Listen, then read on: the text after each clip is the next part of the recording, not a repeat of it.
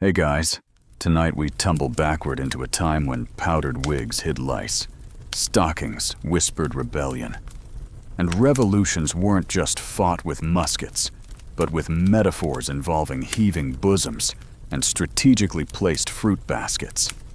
You're not dreaming, you're lounging, maybe in bed or on a soft couch, and the flicker of your screen is about to pull you straight into 18th century France. Paris smells like lavender and sweat, sweetened wine, and the acidic bite of tension. Somewhere, a noblewoman adjusts her corset just tight enough to faint dramatically, while a pamphleteer sketches her as Liberty's inflamed bosom in a cartoon that'll be selling faster than bread tomorrow. And yeah, bread is running out. So are heads. But before either fall, there's this bizarre stretch of years where political change and erotic energy start waltzing together in the street, in salons, even in mass executions. It's like someone confused a government coup with a masquerade ball. And you're invited. You probably won't survive this, emotionally at least. So, before you get comfortable, take a moment to like the video and subscribe, but only if you genuinely enjoy what I do here. And hey, post your location and local time down below. I love seeing where you're all listening from. Now, dim the lights. Maybe turn on a fan for that soft background hum. And let's ease into tonight's journey together. It starts, oddly enough, with silk. Not banners. Not boots, but silk, miles of it draped over powdered skin, threaded into corsets, folded into ribbons that brush the necks of women who haven't worked a day in their lives. You smell it first, a humid blend of perfume and flesh, sugar-powdered wigs and overripe bodies sweating beneath too many layers. Versailles isn't just a palace, it's an engine of illusion, and tonight, you wander it. Candles flicker like gossip in the hallways. Mirrors stretch endlessly, not just reflecting you, but multiplying your presence, your doubts, your voyeurism. Someone whispers about the queen, not her policies, her breasts. Because in this France, before the revolution claws its way up from the gutters, female anatomy is not just a topic of private intrigue, it's national discourse. Marie Antoinette's body is printed, painted, politicized, and passed around like a meme made of flesh and lace. She's not even doing anything outrageous yet. Somehow, every satirist has decided she represents lustful tyranny, powdered tyranny, foreign decadence with a waist so tiny it seems anatomically impossible. You pass a window. Below, a gardener trims hedges into the shapes of animals. At least you think they're animals. One might be a swan. Another might be a very anatomically correct stallion. You glance away, but not fast enough. Welcome to the era where landscaping was code for libido. They called them bosquets, these little pleasure groves at Versailles. Secluded, geometric, always hiding something. Sometimes lovers, sometimes plots, sometimes both. You hear that years from now. Revolutionaries will storm these very halls, screaming about fraternity and freedom. But for now, freedom means the ability to slip behind a curtain and commit treason with someone who smells like lavender and political danger. You step deeper, and you notice something every portrait you pass, every noble face painted with glowing skin and half-lidded eyes. Seems to be flirting. The art itself is teasing you. A hand clutches a peach with just a bit too much tension. A satin garment slips in a way that would scandalize even TikTok's algorithm. These aren't accidents. They're deliberate. This is the age of Enlightenment. Sure, but it's also the age of innuendo, so thick. It could be served on toast.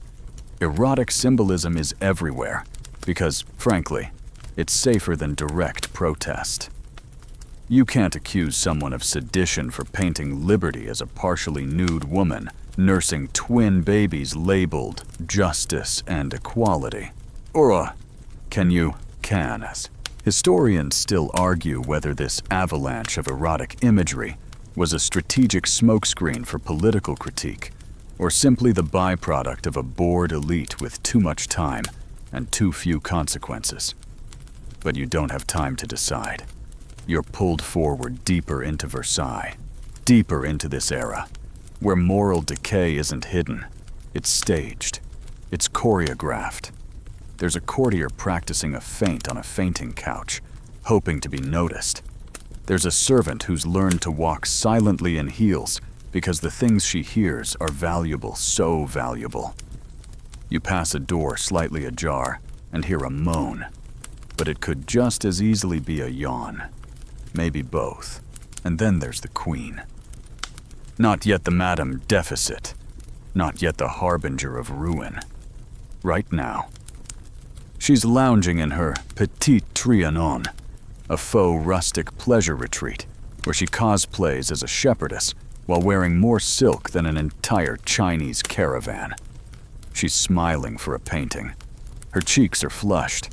The artist emphasizes her mouth. It's open slightly, not quite in surprise. The portrait will be hung in a salon where philosophers debate Enlightenment ideals, beneath a ceiling depicting naked cherubs wrestling with scrolls. Again, the symbolism is layered like cake, and much like cake. It's something the people increasingly cannot have. Your steps echo. You realize this place isn't just luxurious, it's performative. Every gesture, every glance, every detail screams. Theater. It's no coincidence that as political reality fractures, erotic spectacle multiplies. Because sex, my friend, is distraction. It's protest. It's prophecy. It's propaganda. And during the French Revolution, it becomes the messy, pulsating core of public expression.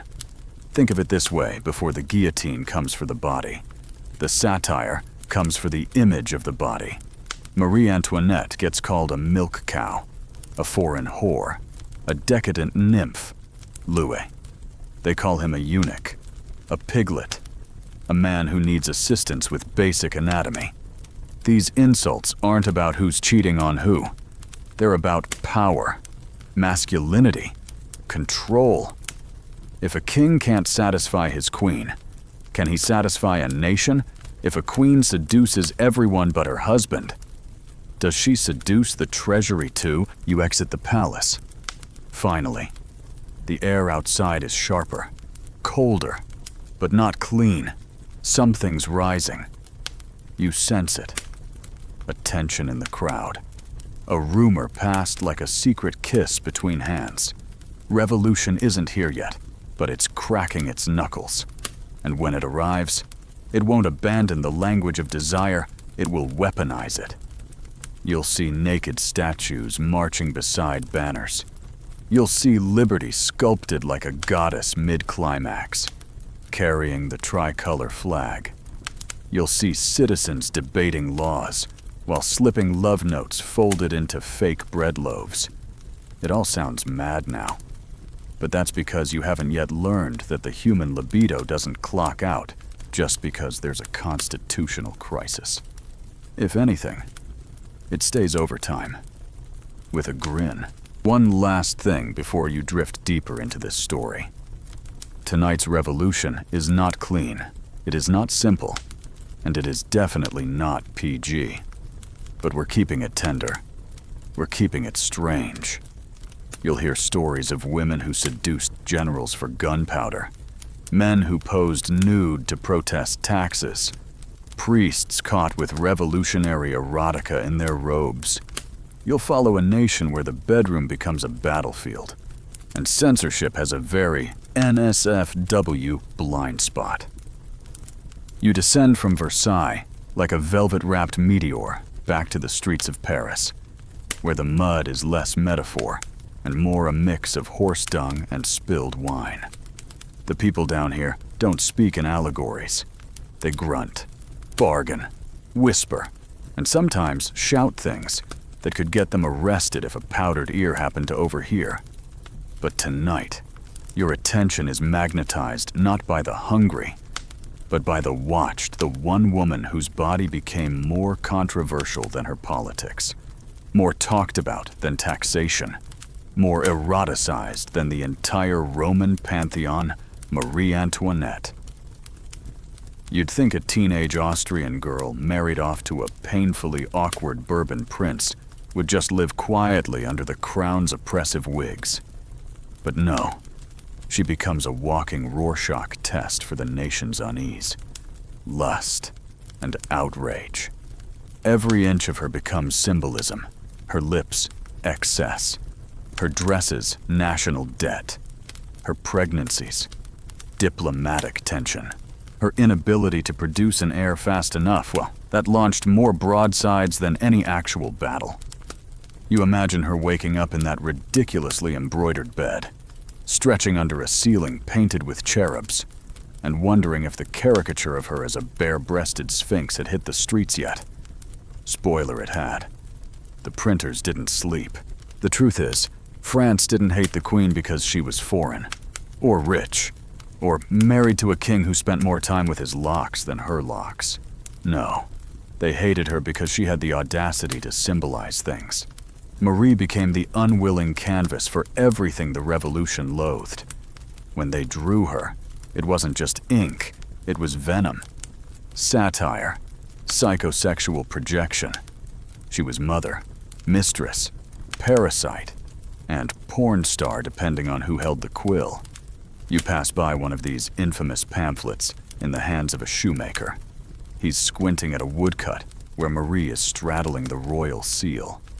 His eyes say curiosity, but his lips mutter blasphemy. The image isn't just obscene, it's weaponized. And that's the part historians still wrestle with. Was it truly about her supposed affairs and excesses?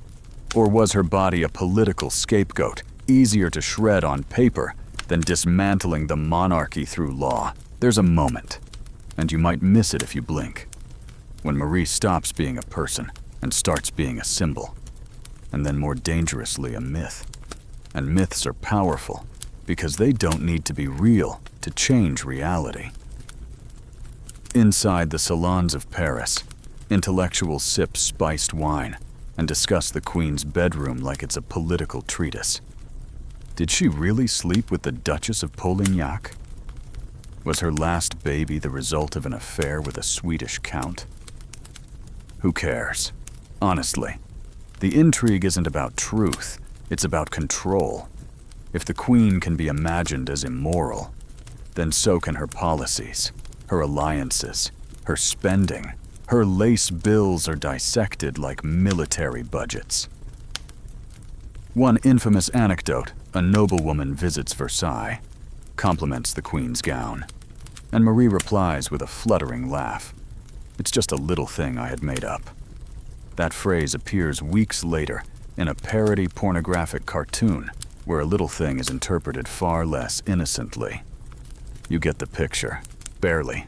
At this point, you wonder, how did the most public woman in France become its most intimate obsession? Some blame the Enlightenment, others, the printing press. But somewhere in the middle is an older truth when power is unreachable. People eroticize it. It's a strange seduction. They couldn't touch Versailles, but they could fantasize about undressing it. The queen's imagined orgies were emotional revenge fantasies. She became the target of every frustrated artisan, every overtaxed bread seller, every pamphlet-wielding rebel who wanted the monarchy on its knees, preferably tied up in velvet ropes. Now you wander past a printing shop. Inside, rows of etchings hang to dry. They swing like scandalous laundry in the breeze, each one more absurd than the last. In one, Marie is depicted as a chimera half-woman, half-beast, suckling a goat while noblemen lick her toes. You laugh a little, but it's nervous, because the humor masks a deep, simmering rage. Humor always does. It's the acceptable face of fury. That's the quiet genius of erotic satire during the Revolution. It made cruelty funny and sex political. Even Voltaire, long dead by now, would have grinned. Let's pause here, though, and slip in one of those lesser-known but very real bedroom stories. There's a tale recorded by Eleanor Hermann about a certain Count Axel von Fersen, the Swedish noble rumored to be Marie's actual lover. According to private letters, some still debated. Their affair was more than mere flirtation. One account claims Fersen once smuggled himself into the Queen's quarters, dressed as a chambermaid, managing to spend the night hidden behind her bed curtains while servants scurried around. Risky, absolutely. Romantic. If you're into high-stakes espionage meets royal rendezvous, real historians still argue whether the letters were forged or sanitized after her execution to preserve her image. But the image of a disguised Fersen, tiptoeing past powdered courtiers while clutching a wig and a bottle of imported perfume. That's staying in your mind for a while. Back on the streets, even the common people have started drawing their own satirical images in chalk on walls. One particularly inventive piece shows the Queen's famous hair towering above a tiny, emaciated Louis. The caption reads, "The head that truly rules France. Clever, cruel, not inaccurate." Even Marie's hair was symbolic. It was a scaffolding of wire, feathers, and paste that could hold ships, gardens, or even full political dioramas. One report claims she once wore a coiffure titled Belle Poule, featuring a replica of a French warship made from pearls and ostrich feathers. Talk about naval engagement. And while we're on symbols, let's not forget the fringe tidbits. Here's a fun one. Many aristocrats believed that wearing the Queen's colors in your underclothes would guarantee luck in love. Seriously, seamstresses sold garters and lace trims in the style of Antoinette, promising increased desirability and get this protection from betrayal. Ironic, considering what's coming. But that's the point. In a world on the verge of collapse, even your underwear could carry political weight, or at least a desperate hope. You continue walking. The crowd thickens. Not with pitchforks, not yet, but with conversation. People are speaking in code, in references, in innuendo. Even the bakers are getting philosophical. One baker tells a customer, "I gave her less sugar today, just like the Queen gave us less bread." The customer laughs, but only briefly. Jokes feed the anger, but never satisfy it. And you start to feel it in the air, this electric thing. Heavy and fragrant and vulgar. A mixture of roses and rot. Because while Versailles polished itself to shine, the streets below have been watching, fantasizing, drawing, and slowly deciding that maybe the only way to cleanse a corrupt body politic is to decapitate it. But we're not there yet. The Queen still sleeps in satin. Her likeness still hangs in perfume shops. Lovers still recite poems about her ankles. And satirists still paint her as a seven-headed beast. Each mouth whispering a new seduction to a foreign power. Her body is both temple and battleground. And as the revolution edges closer, you sense the nation is preparing not just to topple a throne, but to undress a myth, limb by symbolic limb. The ink barely dries on the latest pamphlet, depicting the Queen in a compromising position with a baguette and two bishops, before the presses crank again, this time, not for royalty, but for revolution. The same erotic energy that once clothed Versailles in scandal is now slipping under the fingernails of Paris itself. Welcome to the city's underground kink lab, the printing houses. You duck into one near Rue Saint-Honoré. Its doorway, hidden behind a stall selling erotic novels disguised as devotional texts. A sign out front promises historical edification, which is basically code for filthy political satire with a twist of enlightenment. Inside, a boy no older than 12 runs copies off a copperplate press, while his mother critiques the proportions of a nobleman's caricatured behind. "Make it fatter," she mutters. So they know he's hoarding grain. The satire is venomous, vulgar, and it must be said very well drawn. They're selling by the dozen. The revolution is horny and hungry, and the press is its double-tongued lover. One hand grips a quill, the other a breast. And no one seems bothered by the contradiction. You browse a fresh print. A voluptuous woman labeled La Nation, splayed across a wine barrel, while various aristocrats try to tax different parts of her body. In another, a bishop sprinkles holy water over a brothel madam who doubles as Lady Liberty. These aren't just jokes. They're weapons. They're cultural napalm.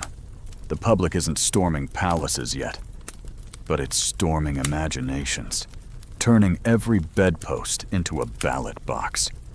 It's as if satire became the rehearsal dinner for revolution. The images grow stranger, more graphic, more desperate. A nobleman with a pig's head drinks from the queen's slipper. A starving child suckles a golden scepter. A peasant woman lifts her skirts to show a guillotine between her legs. Is it obscene? Definitely. Is it effective? More than any sermon ever shouted from a pulpit, historians still debate how these images were funded, distributed, and most importantly, interpreted. Some argue they were grassroots resistance born of genuine rage. Others suggest they were orchestrated by rising political clubs trying to seed chaos and desire in the same breath. Either way, the eroticism isn't just decoration, it's the bloodstream. Arousal and outrage travel side by side, curled like cats in the same window. Here's the thing. Sex, during the build-up to the French Revolution, wasn't merely taboo. It was theater. It was protest. It was marketing. If a tract against taxes came with charts, nobody read it.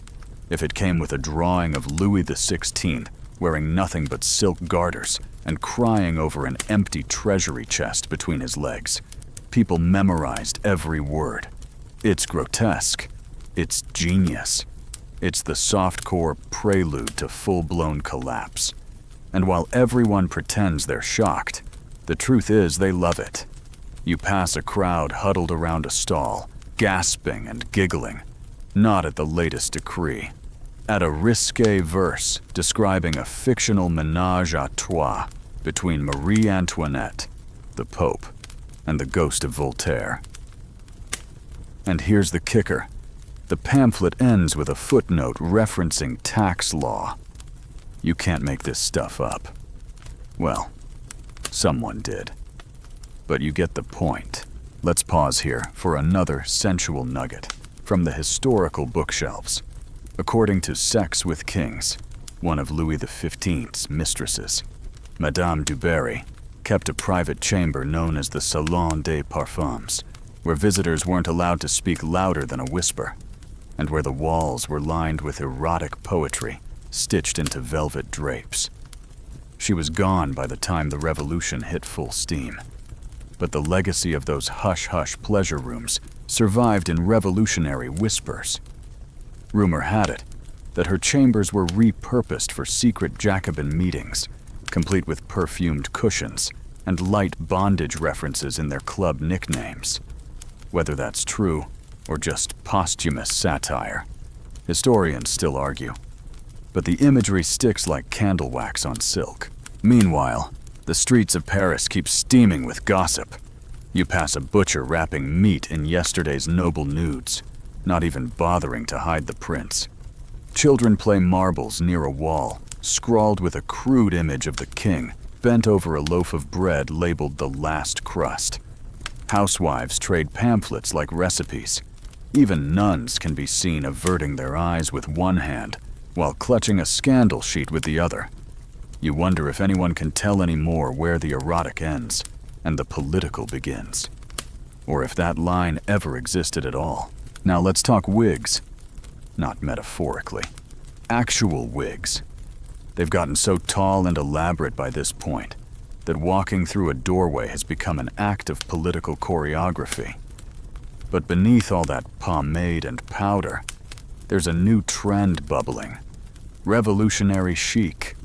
Instead of towering hairstyles decorated with naval ships or scenes of courtly love, some women start adding tiny symbols of protest, miniature liberty caps, blood-tinted ribbons, and phallic feathers sticking straight up in subtle defiance. It's erotic subversion in follicle form. Fashion becomes flirtation with treason. And this is where you catch sight of one of those rare, almost unbelievable tidbits that sound made up, but are painfully real. During one early revolutionary march, a group of women reportedly paraded through the Tuileries with garters embroidered with the phrase, "Better naked than oppressed." Some accounts even claim they flashed them strategically during speeches to draw attention, or at least press. Did it work? You're here, centuries later, still picturing it. So yes, it did. You stop to rest against a wall. Bad move. It's sticky with glue from last night's posters. One reads, "Let us strip the nobility as they have stripped us." It features a bishop being forcibly disrobed by a bare-chested figure labeled, "The People." The mood is getting darker. The satire more brutal. Where once there were giggles, now there's grim resolve. Where once nudity symbolized decadence, now it symbolizes truth raw, unvarnished, and unafraid. You overhear two men arguing near a wine cart. One insists that the Queen's lovers funded Prussian troops. The other believes the real villain is the Marquis de Sade. Both are wrong, but their conversation, like so many, bleeds from sex into fear, into rage. That's how it goes here. A dirty joke at breakfast becomes a riot by dinner. And in between laughter, sharp and brittle, as the sky darkens, the prints keep multiplying. A city possessed, like everyone's channeling their anxiety into ink and paper, making the impossible visible. Fantasies of justice, fantasies of revenge, fantasies of a body royal, ecclesiastical, aristocratic, humiliated, dismantled, put in its place, and beneath it all, you feel it, that bizarre intertwining of desire and destruction, of sex and symbolism, of longing not just for flesh, but for change. The eroticism of this moment isn't accidental. It's baked into the revolution's DNA. Because what is seduction, if not the promise of transformation? What is political upheaval, if not the fantasy that what you touch might finally yield? Collapse. Moan. Submit to a better world. It's messy. It's brilliant. And it's only just beginning. You wake to shouting, not the kind from riots or protest marches yet, but the kind that sounds like a very expensive man is very upset that his very expensive mistress has locked him out of her garden party. Welcome to the twilight of noble misbehavior. It's 1788, barely a year before everything burns. But tonight, you're slipping into the gilded chaos of the aristocracy's final erotic encore. And it is ridiculous. You step into a soiree at the Hôtel de Soubise, one of those Baroque Parisian mansions where mirrors are as plentiful as morals are not. Inside, chandeliers hang like crystal spiders, casting webs of light over velvet divans and powdered faces. Laughter rings out, not joyful, but hollow, performative.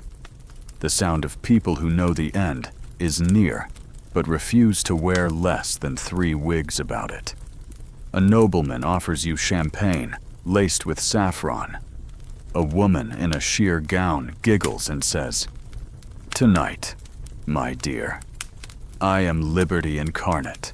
You'd believe her if she weren't simultaneously petting a mink and bribing a servant to arrange a rendezvous with a bishop who owns a private hot air balloon. You realize these people aren't blind to the coming collapse, they're bathing in it. Every flirtation, every orgy, every whispered "meet me in the orangery" is done with one eye on the blade. The pleasure is louder now, gaudier, and weirdly desperate. It's like Versailles meets Studio 54, only with more powdered cleavage and fewer disco balls. One baron has transformed his garden into a living chessboard, where guests play pawns and queens in nothing but body paint. You walk past a woman being checkmated behind a hedge. She's laughing, he's panting, and somewhere nearby, a harpsichordist plays Bach with increasing chaos. Let's not sugarcoat this. Aristocratic debauchery was less elegant seduction and more bored. Rich people performing kink cosplay under the guise of Enlightenment philosophy. And the people, oh, they knew. Peasants outside these mansions weren't stupid. They could smell the roast duck wafting over the walls, while their own children gnawed on moldy turnips. And it wasn't just food. It was the sheer, unbothered hedonism. Tales of these events leaked constantly. A duke who trained parrots to repeat erotic poetry in Latin. A countess who demanded her footman dress as Voltaire and recite dirty limericks while she bathed in milk. These weren't isolated incidents. They were part of a culture clinging to performance as power, lust as leverage, and costume as currency. Historians still argue whether these decadences were exaggerated post-revolution to justify the violence that followed. Maybe. But the records, the letters, the expense logs, oh yes, they kept receipts. Tell us something darker. They genuinely believed they could pleasure their way out of politics. That if the parties were grand enough, the people would stay too spellbound to revolt. One French noble actually said, "If the peasants have no bread, let them have each other." It never made the textbooks, but it was reportedly whispered at a masquerade held the same week grain riots broke out. Irony comes powdered and perfumed. Let's slide into one of the more absurd true tales from the footnotes of erotic monarchy. According to Sex with Kings, the Duke of Orleans, yes, that one, cousin to the king, had a private theater constructed where he could stage moral dramas in which actresses performed virtue by being undressed by allegorical characters like reason or tax reform. One actress recalled playing the part of France while being symbolically whipped by debt. It was meant to be an art piece. It ended with the audience joining the actors on stage in a symbolic union of bodies and ideas. Subtle as a sledgehammer. Real documented. Yes, deeply embarrassing for everyone involved. Absolutely. You leave the theater as it devolves into a heated argument over whether wearing no pants to dinner is a revolutionary act or simply inconvenient. Outside, the streets are colder, but not quieter. You hear songs half bawdy, half bitter, floating from taverns, where former servants sing about their former masters. You stop to listen. One verse rhymes guillotine with spleen and cream. It shouldn't work. It absolutely does. The mood among the common people is shifting from complaint to performance. They've seen the aristocrats turn politics into farce and sex into metaphor, so they're taking it back. In a brothel on Rue Saint-Denis, one of the most popular rooms is known as the National Assembly. It contains a bed shaped like a throne and a whip labeled the People's Will. You don't have to imagine what happens in there, but know this, it's fully booked. We talk now of fringe tidbits. And here's a delicious one. One noblewoman reportedly hired a small team of dwarf actors to perform living tableaus of classic revolutionary events. These included the storming of the Bastille, depicted with marzipan cannonballs and icing blood. Staged on her banquet table, guests would eat the tableau afterward. Some wept from laughter, others from despair. There's no record of what the staff thought, though one footman later fled to the provinces and wrote bitter poems about cannibalizing metaphors. Everywhere, symbols are melting into reality.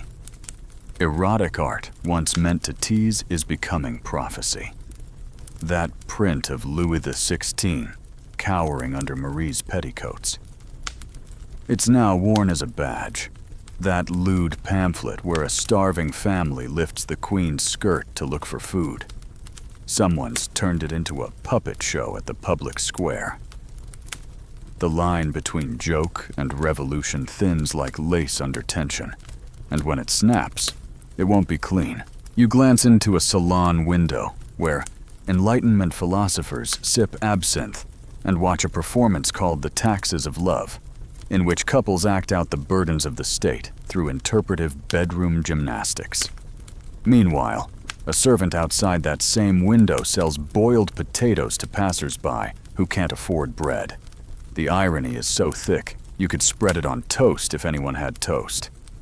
The salon guests laugh and sip and flirt, confident that nothing truly bad will happen, that the rabble might howl, but the walls will hold. That as long as they keep hosting naked readings of Rousseau, they'll be safe. But beneath the parquet floors, Paris is rumbling. The people aren't just angry, they're aroused. And not in the way the nobles imagined.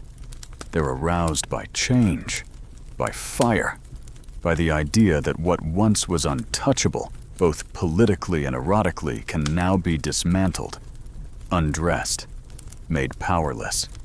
You pass a woman selling small, lewd figurines labeled little aristocrats. You ask what they do. She smirks, pulls a string, and the figurine's head pops off. "Collect the whole court," she says, and suddenly it hits you. The revolution isn't coming. It's already here, giggling behind the curtains of a nobleman's pleasure maze, slipping satire under the door like a love letter and a death threat rolled into one. The decadent parties aren't just distractions, they're confessions. Erotic pageantry is the aristocracy's last defense, the silk curtain they hope will hold back the tidal wave. But silk tears, and laughter turns to fury. And the next tableau may not be staged, it may be real. The sky splits with shouting. Not the kind born of drunken flirtation or clumsy aristocratic jealousy, but the kind that rattles rooftops and drips with anticipation. You feel it before you see it, like the static hum before lightning strikes. And then you see them, flooding the narrow streets in a blur of sweat, banners, and makeshift weaponry. The people of Paris surge forward, not with muskets, not with strategy, with kitchen knives and fire pokers and garden shears. They're not here for bread anymore. They're here for theater, for blood, for spectacle, and the Bastille's looming gray stone becomes their stage. But wait, look closer. Amid the chaos, something catches your eye. A man, half naked, except for a red liberty cap and a strategically draped tricolor sash, hoisting a flag shaped like a phallus. You blink, but there it is, a freedom symbol, with a boner. Welcome to the moment when revolution and erotic theater become one. You've just arrived at the burlesque uprising. They storm the Bastille not in silence, but in song. And not just any song, there's rhythm, lewd verses, jabs at the king's virility, chants that sound suspiciously like drinking songs, interrupted by protest slogans. You smell gunpowder, yes, but also perfume. cologne worn proudly like armor by men who were butchers yesterday and revolutionaries today. One woman stands topless on a cart, face smeared with soot and rouge, shouting liberty as she pelts a soldier with bread crusts. This isn't chaos, it's choreography. The French Revolution begins like a flash mob soaked in wine and rage. Let's break this moment down. The fall of the Bastille is a historical turning point. Yes, but it's also a pageant. And not by accident. The crowd knows they're being watched, chronicled, immortalized. So they pose, they dress up, they weaponize style. Banners fly not just with slogans, but with sensual allegories. Liberty painted as a bare-breasted woman holding a pike. The Bastille as a jealous husband finally overthrown by his passionate mistress. The people. One banner even reads, "Tonight, Bastille goes down." And not in the way the king hopes. It gets laughs, nervous ones. But still, historians still argue whether this erotic symbolism was spontaneous or premeditated. Part of a subconscious myth-making or a deliberate theatrical rebellion. Either way, the symbols are sticky. They're hard to forget. The people want a revolution. Yes, but they want it to look good on a broadsheet. So they decorate it, sex it up, turn death into cabaret. One man rides a cannon like it's a horse, waving a feathered hat and singing opera. Another pretends to seduce the fortress walls. "Open for me, darling," he croons, to laughter and gunfire. It's madness. It's genius. It's the beginning of something feral and unforgettable. Now here's where the fringe gets fantastic. In the days after the Bastille's fall, rumors spread of a secret room within the fortress where aristocrats paid to watch peasant couples reenact the fall of virtue. Complete with chains, velvet, and symbolic torches. Did it exist? No one's quite sure. But the myth itself became a symbol proof that even the revolution's most sacred sites had been pre-corrupted by sensual spectacle. A priest claims he found erotic drawings stuffed into a cell wall, one of which depicts a nun and a jailer discussing Rousseau mid-embrace. Whether real or planted, it's one of the many strange artifacts that link this revolution not only to blood and ink, but to arousal. As the dust clears, you wander through the ruins. A boy is selling rocks from the Bastille as souvenirs. Love tokens from Liberty's first climax. He calls them. It's absurd. It's deeply inappropriate. It sells out by noon. A few feet away, a young woman wraps her waist in tricolor ribbon, then ties the remaining length around her thigh, just high enough to scandalize a few aging Jacobins. She smiles at your glance. If the monarchy can flaunt, so can we.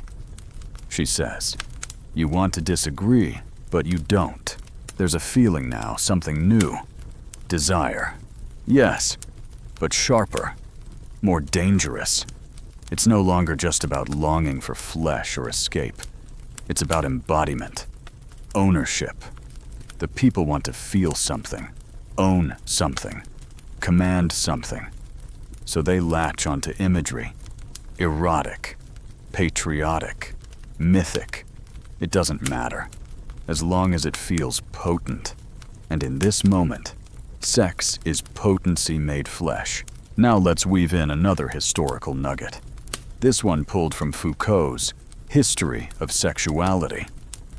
He argues that the revolution didn't liberate sexuality, it reorganized it, made it visible, regulated it differently. In some ways, it put sex on trial just as often as it put nobles on the scaffold. After all, if monarchy is indulgence, then pleasure must be scrutinized. But in these early days, before virtue becomes policy, sex is still wild, still anarchic. still tangled in the ropes of liberty and lust. One story from the time tells of a group of washerwomen who, during the march to Versailles, carried laundry baskets filled not with clothes, but with erotic woodcuts, which they tossed into noble gardens like confetti. Gifts for the queen, they shouted. Their message. You used our bodies. Now take our fantasies too. And what of the men? Revolutionary masculinity turns bizarrely performative. They roll up their sleeves to show muscle, unbutton collars to flash chest hair, carry pikes like oversized phallic declarations. The sans-culottes, those without breeches, become both working-class heroes and sex symbols. Their rejection of aristocratic trousers isn't just political, it's sensual. They wear tighter trousers, simpler shirts, rougher fabrics, all while giving off the sweaty appeal of a farmhand in a romance novel. Even Liberty herself is often depicted surrounded by them barefoot, breast exposed, draped in a sheet, protected by hunks who look like they just chopped down a tree with one arm. A new kind of erotic iconography is forming. Not just Marie Antoinette's decadent curves or the powdered flirtation of Versailles, but something raw, earthy, revolutionary. Peasant girls posing as liberté, male nudity in sculpture suddenly fashionable again.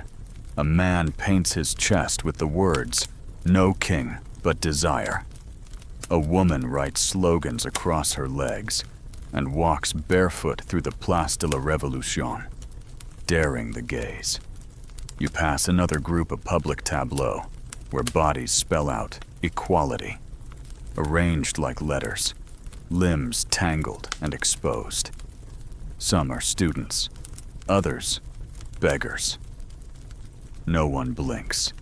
The erotic is now political currency. Fringe again. Here's a gem. A certain cafe in the Marais becomes infamous for its revolutionary role-play nights. Patrons wear togas and sashes, reenact courtroom dramas with a dominatrix judge, and sentence one another to mock guillotine trials, followed by wine and kisses. Liberty with a safe word. One guest calls it fanciful, perhaps, but multiple journals from the era mention similar happenings. Whether they're parody or prophecy, they mirror a truth people are intoxicated by power. And nothing says power quite like consensual role reversal in a city gone mad. Back on the streets, a boy chalks a drawing on a wall. Lady Liberty, kiss in death. Above them, the phrase, "We climax in collapse." You shiver. It's dramatic. It's heavy-handed. It's perfect. Because the people don't just want reform. They want reinvention. They want bodies and identities and systems to be reborn. And in that desire, sex becomes less about pleasure and more about transformation. You're not just undressing the ancien régime. You're seducing a new world into being. And as the fires of the Bastille cool, you realize something. This isn't just the start of a political movement. It's the start of a myth. A myth where the people are beautiful, dangerous, and half-naked. Where flags are soaked not just in blood, but in perfume. Where the symbols of desire don't distract from revolution. They are the revolution. You look around. The city smells like gunpowder and roses. Somewhere, a woman sings an aria. Somewhere else, a man cries as he kisses the cobblestones. The uprising has begun, and it's wearing garters. You walk now not through a city of cobblestone and shops, but through a fever dream, a republic born in metaphor, breastfed on allegory, and wrapped in banners that flutter like seductive sighs. The revolution, still young and freshly blooded, has begun to dress itself in meaning, and not subtle meaning, either. This is the era of festivals, of giant papier-mâché bosoms in public parks, of women dancing topless around liberty poles while men chant verses that blur the line between declaration and dirty limerick. You're in the heart of the Festival of the Federation, since 1790, and it's less of a celebration and more of an ecstatic hallucination. The grass is soaked from the morning's rain, but no one cares. Everyone's draped in white and blue, or wearing togas made from curtains, or parading children dressed as baby cupids of reason. A man offers you a honey cake shaped like Mary Ann's breast. For liberty, he says, you eat it. It's oddly salty. Around you, the National Assembly plays pretend. They call themselves representatives of the people, but they've built a temple to Mother France where actors dressed as muses recite poems about soil, fertility, and the moist bounty of the Republic's bosom. No, really, those are the actual words. Moist bounty. The metaphors are thick, clumsy, and fully intentional. Because what is liberty if not a milk-giving mother? And what is revolution if not a birth violent, sweaty, blood-soaked, and occasionally fatal? These aren't just pageants. They're state-sponsored spectacles designed to reshape your very idea of love, of sex, of the body. And you're not just watching. You're complicit. Everyone is. That's the point. Historians still debate whether the revolutionary festivals were sincere civic rituals or satirical distractions to keep the people too dazzled to notice the food shortages. Some claim Robespierre and his pals believed the people needed myth as much as they needed bread. Others say it was all an elaborate PR campaign to hide the increasingly unhinged leadership's lack of actual policy. Either way, you can't ignore the tone. These aren't cold ceremonies. They're sensual, feverish, teetering on the erotic. Statues of nude allegories rise in every town square. Young men are painted gold and carried on stretchers as representations of the son of Enlightenment. Female revolutionaries wear tunics that would get them arrested in any other era. Thin fabric clinging to sweat-slicked skin, nipples visible through linen as they hold scrolls declaring fraternity. You're starting to wonder if the revolution actually banned religion, or just replaced it with a slightly hornier version. Take, for example, the ritual of the Liberty Tree. In theory, it's just a tree planted to celebrate freedom.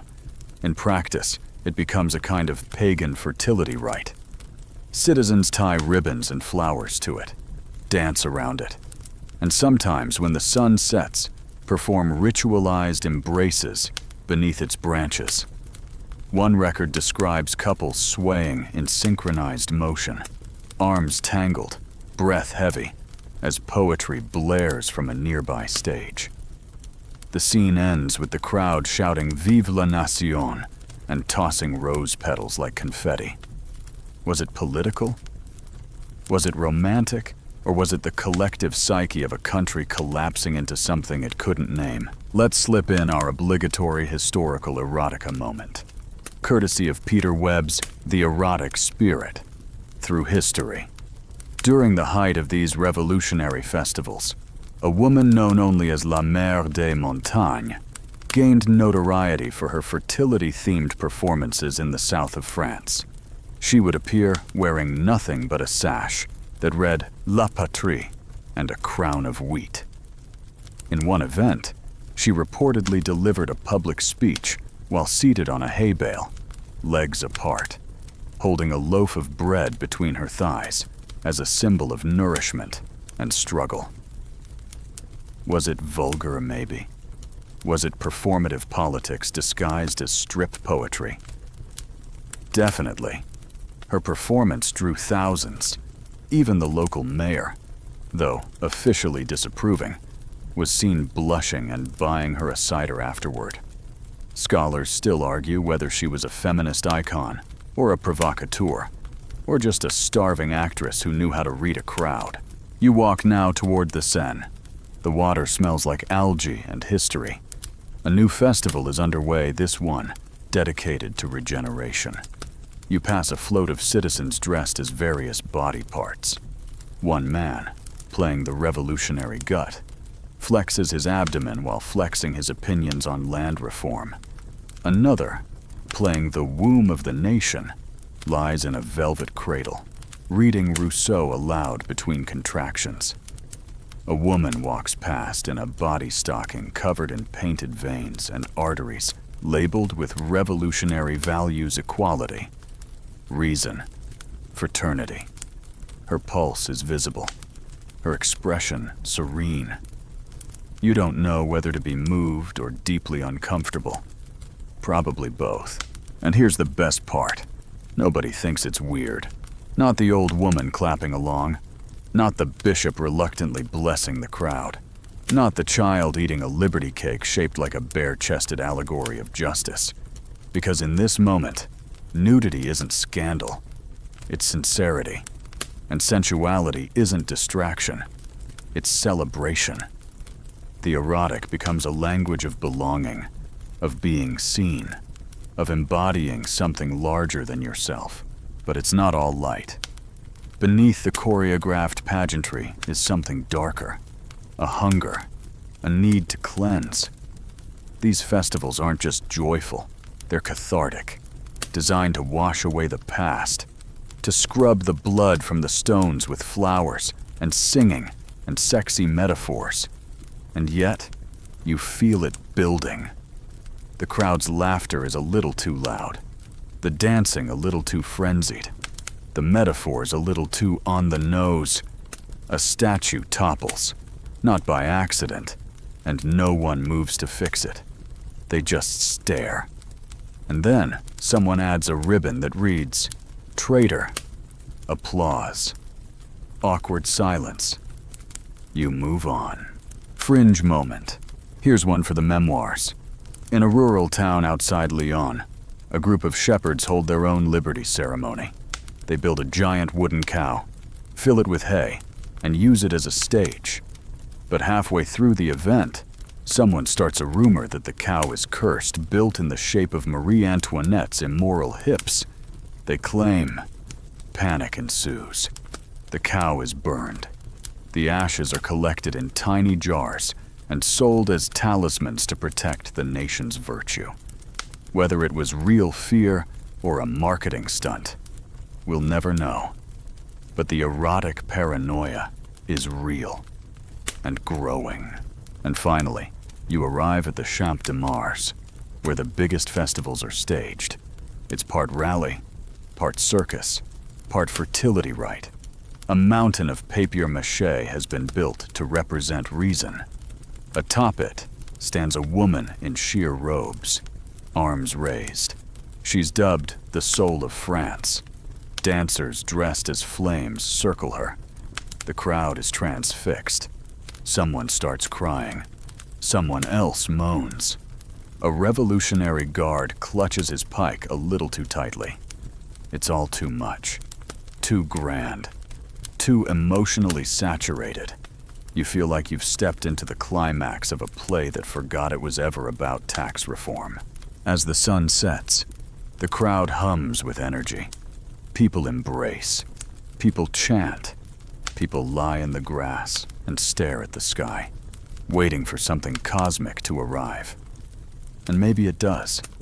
Maybe revolution, in this moment, becomes not just about policy or violence, but about desire, about the sensual longing for a world remade, for a body politic that doesn't shame pleasure, but organizes around it.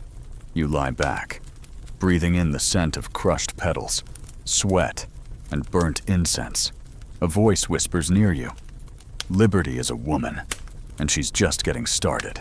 You wake up beneath the crumpled paper petals of last night's revolutionary festival, brushing hay from your clothes and wondering if that was incense or just someone's burnt petticoat. The air smells like revelry gone stale. But even as the glitter fades from the Liberty statues and the chants dissolve into morning gossip, something else glimmers into view, tall, defiant, unmistakable. The Liberty Pole. It's everywhere now, in town squares, outside taverns, in front of bakeries. A slim, erect column, capped with a red Phrygian cap, the kind once worn by freed Roman slaves. It's meant to symbolize emancipation, equality, the death of tyranny. But, let's be honest, it looks like a giant revolutionary phallus. And people are obsessed with it. You pass 3 in the space of 2 blocks, each freshly oiled and decorated with ribbons that sway like flirtatious glances in the wind. Children skip around it. Old men salute it. A woman leans against one to read erotic poems scrawled in chalk around the base. Subtlety is dead. The revolution has found its favorite shape. It's not just the Liberty Pole. Erotic imagery has spread like pollen in spring. The guillotine, once dreaded, now features on jewelry. Earrings, shaped like tiny blades. Fans painted with decapitated aristocrats falling into beds of roses. The body is no longer sacred. It's spectacle. The same markets that once sold holy relics now peddle porcelain busts of Lady Liberty. Chest bared and smiling, one nipple tastefully adorned with the tricolor cockade. It's like someone merged a state funeral with a striptease, and the people adore it. Because in this new France, nothing is off limits, and that includes reimagining death as the ultimate climax. A nobleman beheaded in public is not just justice, it's pornographic justice. His body displayed like a warning. Yes, but also like a punchline, a kink, a fantasy fulfilled. Historians still argue whether this surge in erotic symbolism was deliberate propaganda, or simply the inevitable result of centuries of repression snapping like a corset string. Some say the Liberty Pole was always meant to be vaguely erotic after all. Power has always liked to wear the shape of virility. Others argue the associations came later, layered on by artists and pamphleteers desperate to make revolution. Sexy. Either way, the result is the same. France is hard, politically, symbolically, aroused with possibility. And here's where it gets even stranger. In towns across the countryside, people begin erecting their own freedom monuments, often inspired by the Liberty Pole, but more personalized. One village builds a fountain in the shape of a woman giving birth to a baby labeled New Order. Another unveils a tree whose trunk has been carved into a man's torso with his arms outstretched, his head replaced by a rooster, the unofficial symbol of France, and his genitals replaced by a cornucopia of fruit. You try not to stare. You fail. It's all too mesmerizing, too surreal. Revolution is no longer just a movement. It's a pageant of bodies and metaphors, most of them naked and sweating under the summer sun. Now let's pivot to a juicy tale from Sex with Kings. There's a story about the Comte de Saint-Priest, a nobleman who managed to survive the first waves of the revolution by joining it early, adopting the sans-culottes fashion and throwing lavish equality balls. These weren't your typical waltz and wine affairs. Guests were required to wear nothing but the colors of the Republic, usually in the form of ribbons, paint, or strategically placed feathers. Dances were choreographed to mimic battle formations, with attacks and embraces scripted into every turn. One especially infamous party featured a dance called the People's Penetration, in which pairs of dancers mimicked the downfall of the aristocracy through increasingly suggestive choreography. Was it satire, celebration, therapy? Historians still debate whether Saint Priest was mocking the revolution or simply horny for it. Perhaps both. Back on the streets, you see a child spinning a hoop with a caricature of the king's face printed on it. Every time the hoop spins, the face twists, distorts, becomes grotesque. "Look," the child shouts. "Papa says that's what power looks like when it spins out." The crowd laughs. The revolution has taught them to laugh at everything, even pain, especially pain. Laughter is how they devour the past, and sex is how they imagine the future. Take, for example, the rise of revolutionary theater. Gone are the dull classical tragedies. In their place are erotic allegories with titles like The Widow and the Guillotine, Love in the Time of Liberty, and Citizeness in Chains. The actors wear tunics. The scripts are drenched in symbolism. In one scene, France is tied to a post by ignorance, only to be freed and passionately embraced by reason, who removes her blindfold with a kiss. Audience members cheer. Some throw undergarments, some faint. The reviews call it deeply stirring. You suspect they mean in more ways than one. And now, the fringe tidbit of the evening in Marseille. A baker's guild reportedly hosted an annual Bread and Bodies fair, where loaves were baked in the shapes of political figures, complete with exaggerated anatomy, and sold with slogans like, "Bite back at tyranny." One especially popular treat was a baguette sculpted to resemble Louis XVI from the waist down, with a fig leaf you could peel. Kids weren't allowed near that stall, but the line stretched around the block. Whether it was erotic catharsis or edible satire, the effect was the same: devour your rulers. Literally, you pass by a printing shop, now displaying its latest erotic allegory in the window. It's a hand-colored engraving of the goddess Liberty breastfeeding twin infants named Hope and Law. Her eyes are calm. Her robe is sliding down one shoulder. Behind her, a guillotine gleams under a sunrise. You stop. You stare.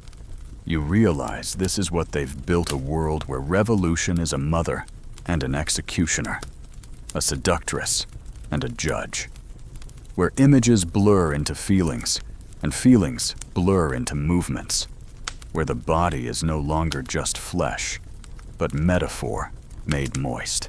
By now, the Liberty pole in front of you has gathered a small crowd. A poet is reading verses aloud, comparing it to a lover's spine, a lightning rod for justice, and the nation's most beautiful erection. The audience claps, not just politely, enthusiastically. Someone throws petals. Someone else whispers. That's the most passionate pole I've ever seen. You try not to laugh. You fail again, because how could you not? The revolution is absurd, beautiful, grotesque, lascivious. It's a burlesque where no one remembers the script, but everyone wants to be on stage. And at the center of it all is this wild tangle of desire, not just sexual, but spiritual. The desire to be seen, to be touched, to belong, to matter. And yes, to be turned on by something bigger than yourself. Even if that something is a political movement wearing nipple tassels and shouting about agricultural reform. As dusk falls, you lean against the pole carefully, of course, and watch as the crowd disperses. A couple kisses in the shadows. A group of schoolgirls giggle while tying new ribbons around the base. A drunk citizen sings a revolutionary hymn with lyrics he clearly improvised halfway through. Everything feels raw, unfinished, like the revolution is still undressing itself in front of you. And maybe it is. Maybe it always will be. You wake with sore legs and powdered fingers, having fallen asleep beneath a statue that probably wasn't meant to be cuddled. but has enough soft moss and allegorical curves to suggest otherwise. Above you, the marble gaze of a bare-breasted Liberty stares into the dawn, like she's bored of men and bureaucracy, which, frankly, she probably is. But you don't have time to contemplate her apathy, because today, the body obsession gets bigger, bolder, and somehow even more naked. The neoclassicists have entered the chat, and they're not here for subtle metaphors. They're here to drag France's political reformation back into the golden age of absois. Draped thighs, and statues that look like they do CrossFit and read Ovid. You walk into a salon turned atelier, where painters have swapped the decadence of Rococo for the austere sensuality of Rome. Gone are the curly wigs and chubby cherubs. Now it's all strong jawlines, rippling torsos, and glowing skin tones meant to say virtue, but really scream thirst trap. And it's not accidental. These are the new heroes, the citizen as demigod, the revolutionary as marble Adonis. Even women once either demonized as decadent or iconized as allegory are reimagined as mythic priestesses of reason, all toned calves and parted lips, posed like they're auditioning for a state-funded lingerie catalog themed around Enlightenment ideals. The artist Jacques-Louis David, fresh from painting aristocrats in their smugest poses, has flipped entirely. His new muses wear togas, glisten with sweat, and gaze nobly into the distance like they just finished a debate about agrarian reform and now need a light nap on a chaise longue. You pass his most recent work in progress, a scene of Socrates dying. Shirtless, of course, with disciples clinging to his thighs like ex-boyfriends at a breakup brunch. It's solemn. It's erotic. It's exactly what the revolution wants heroic nudity, with just enough righteousness to pass for political art.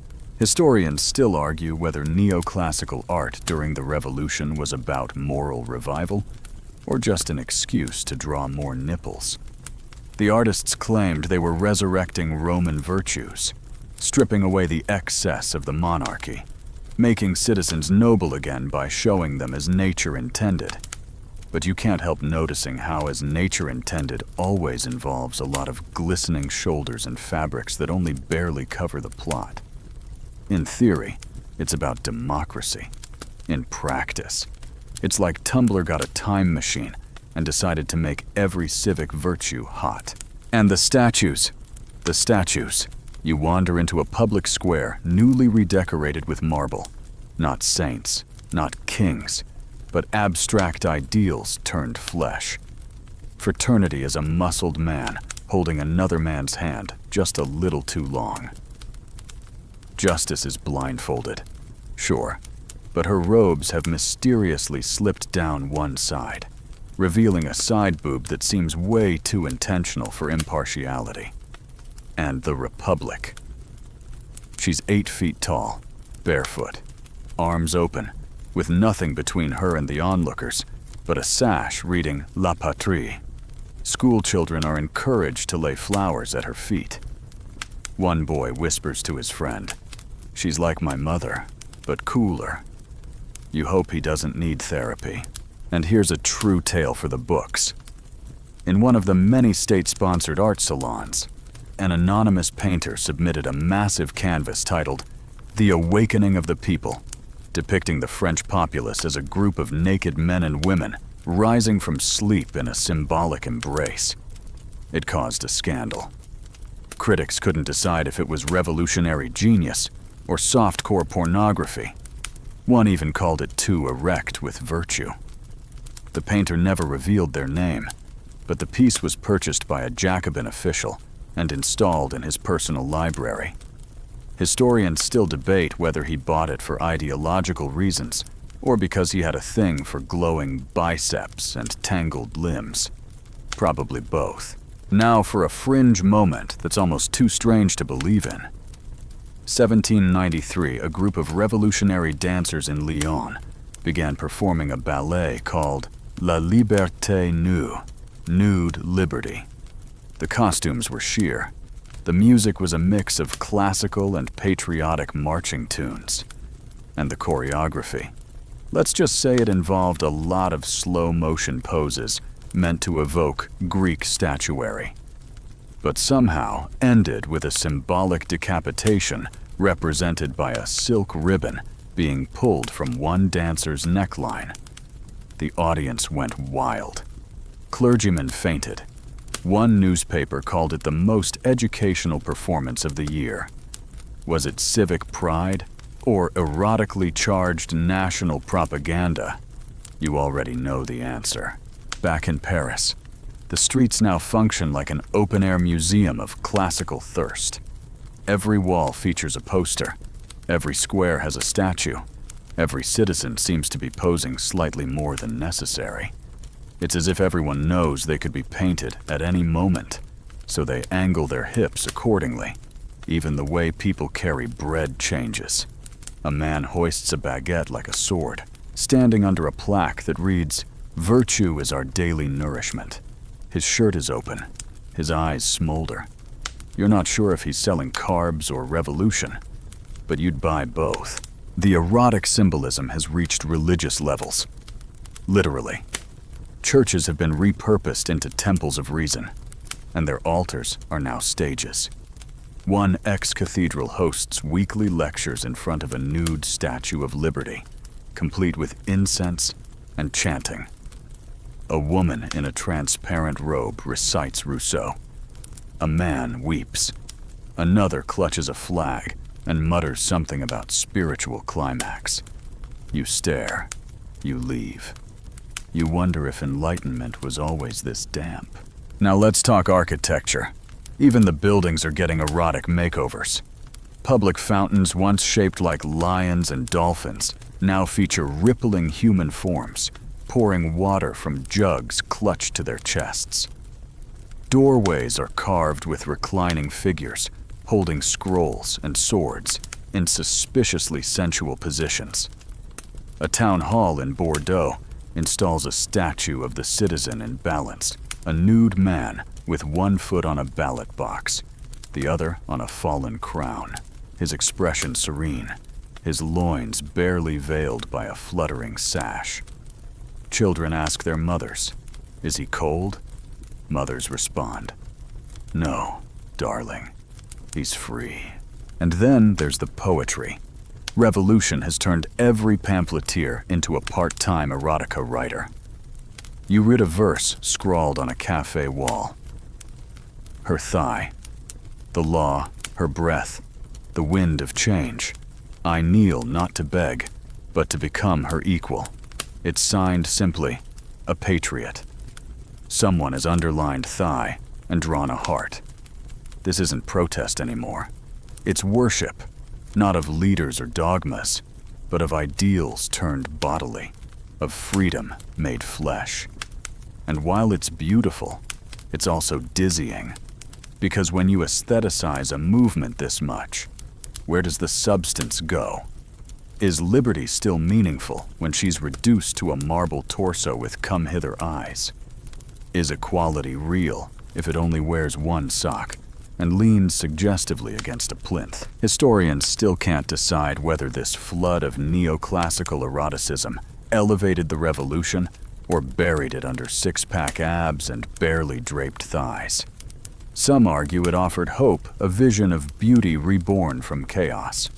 Others see it as an escapist fantasy, a way to avoid the complexities of policy by gazing at perfectly sculpted allegories. But you stand in the middle of the Louvre's temporary revolutionary wing, surrounded by more nipples than civic documents, and realize that France has fallen in love with its own reflection. Because that's what all of this is, a mirror. Every naked statue, every painted liberty, every poetic ode to a metaphoric embrace.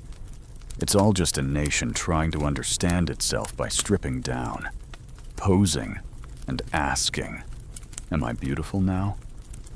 And maybe the answer is yes.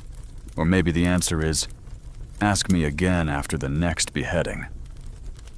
Either way, France is flexing. And you, like everyone else, are too mesmerized to look away. It starts with a ripple, bare shoulders swaying in the half-light, voices humming beneath the rumble of politics, lace brushing against gunpowder. You're not at war yet. Not quite. But tonight, in a torch-lit salon buried in the back streets of Paris, revolution isn't being plotted with weapons. It's being teased out in whispers, glances, and the clink of wine glasses filled to the brim with philosophy and forbidden lust. Welcome to the underworld of the citoyennes, the women of the revolution, who are done waiting to be painted as liberty and are ready to play her, body and all. You slip into the gathering through a curtain that smells like violet water and sweat. Inside, there are no powdered wigs, only scarves wrapped tight, dresses that dare to cling to rib cages no longer cinched by corsets, and eyes that look straight through you. These aren't mistresses or muses. They're orators. They're pamphleteers. And they are dangerously, unapologetically alive. At the center of the room is Claire, a woman whose name you won't find in textbooks, but whose voice rings like a blade wrapped in velvet. She stands barefoot on a chair and recites an impromptu poem about tearing down statues of kings and building balconies for lovers to shout manifestos from instead. Around her, the women laugh, not demure giggles, but deep, guttural laughs that shake the room and make the candle flames dance. One clutches a pamphlet with a nude Lady Justice on the cover. Another smokes a pipe labeled Reason. You don't ask questions. You listen. Because tonight, these women are not decorative. They're incendiary. And make no mistake, they're sexy. Not in the soft focus, oil-painted, classical way, but in the way revolutions make people magnetic. In the way danger tightens every gesture. In the way someone who just handed out leaflets calling for bread reform can smirk at you over a goblet and say, "Your silence is complicity." They've traded corsets for urgency. They don't flirt, they challenge. And you want to answer. The energy in the room is electric. You've never seen so many metaphors and so much leg in one place.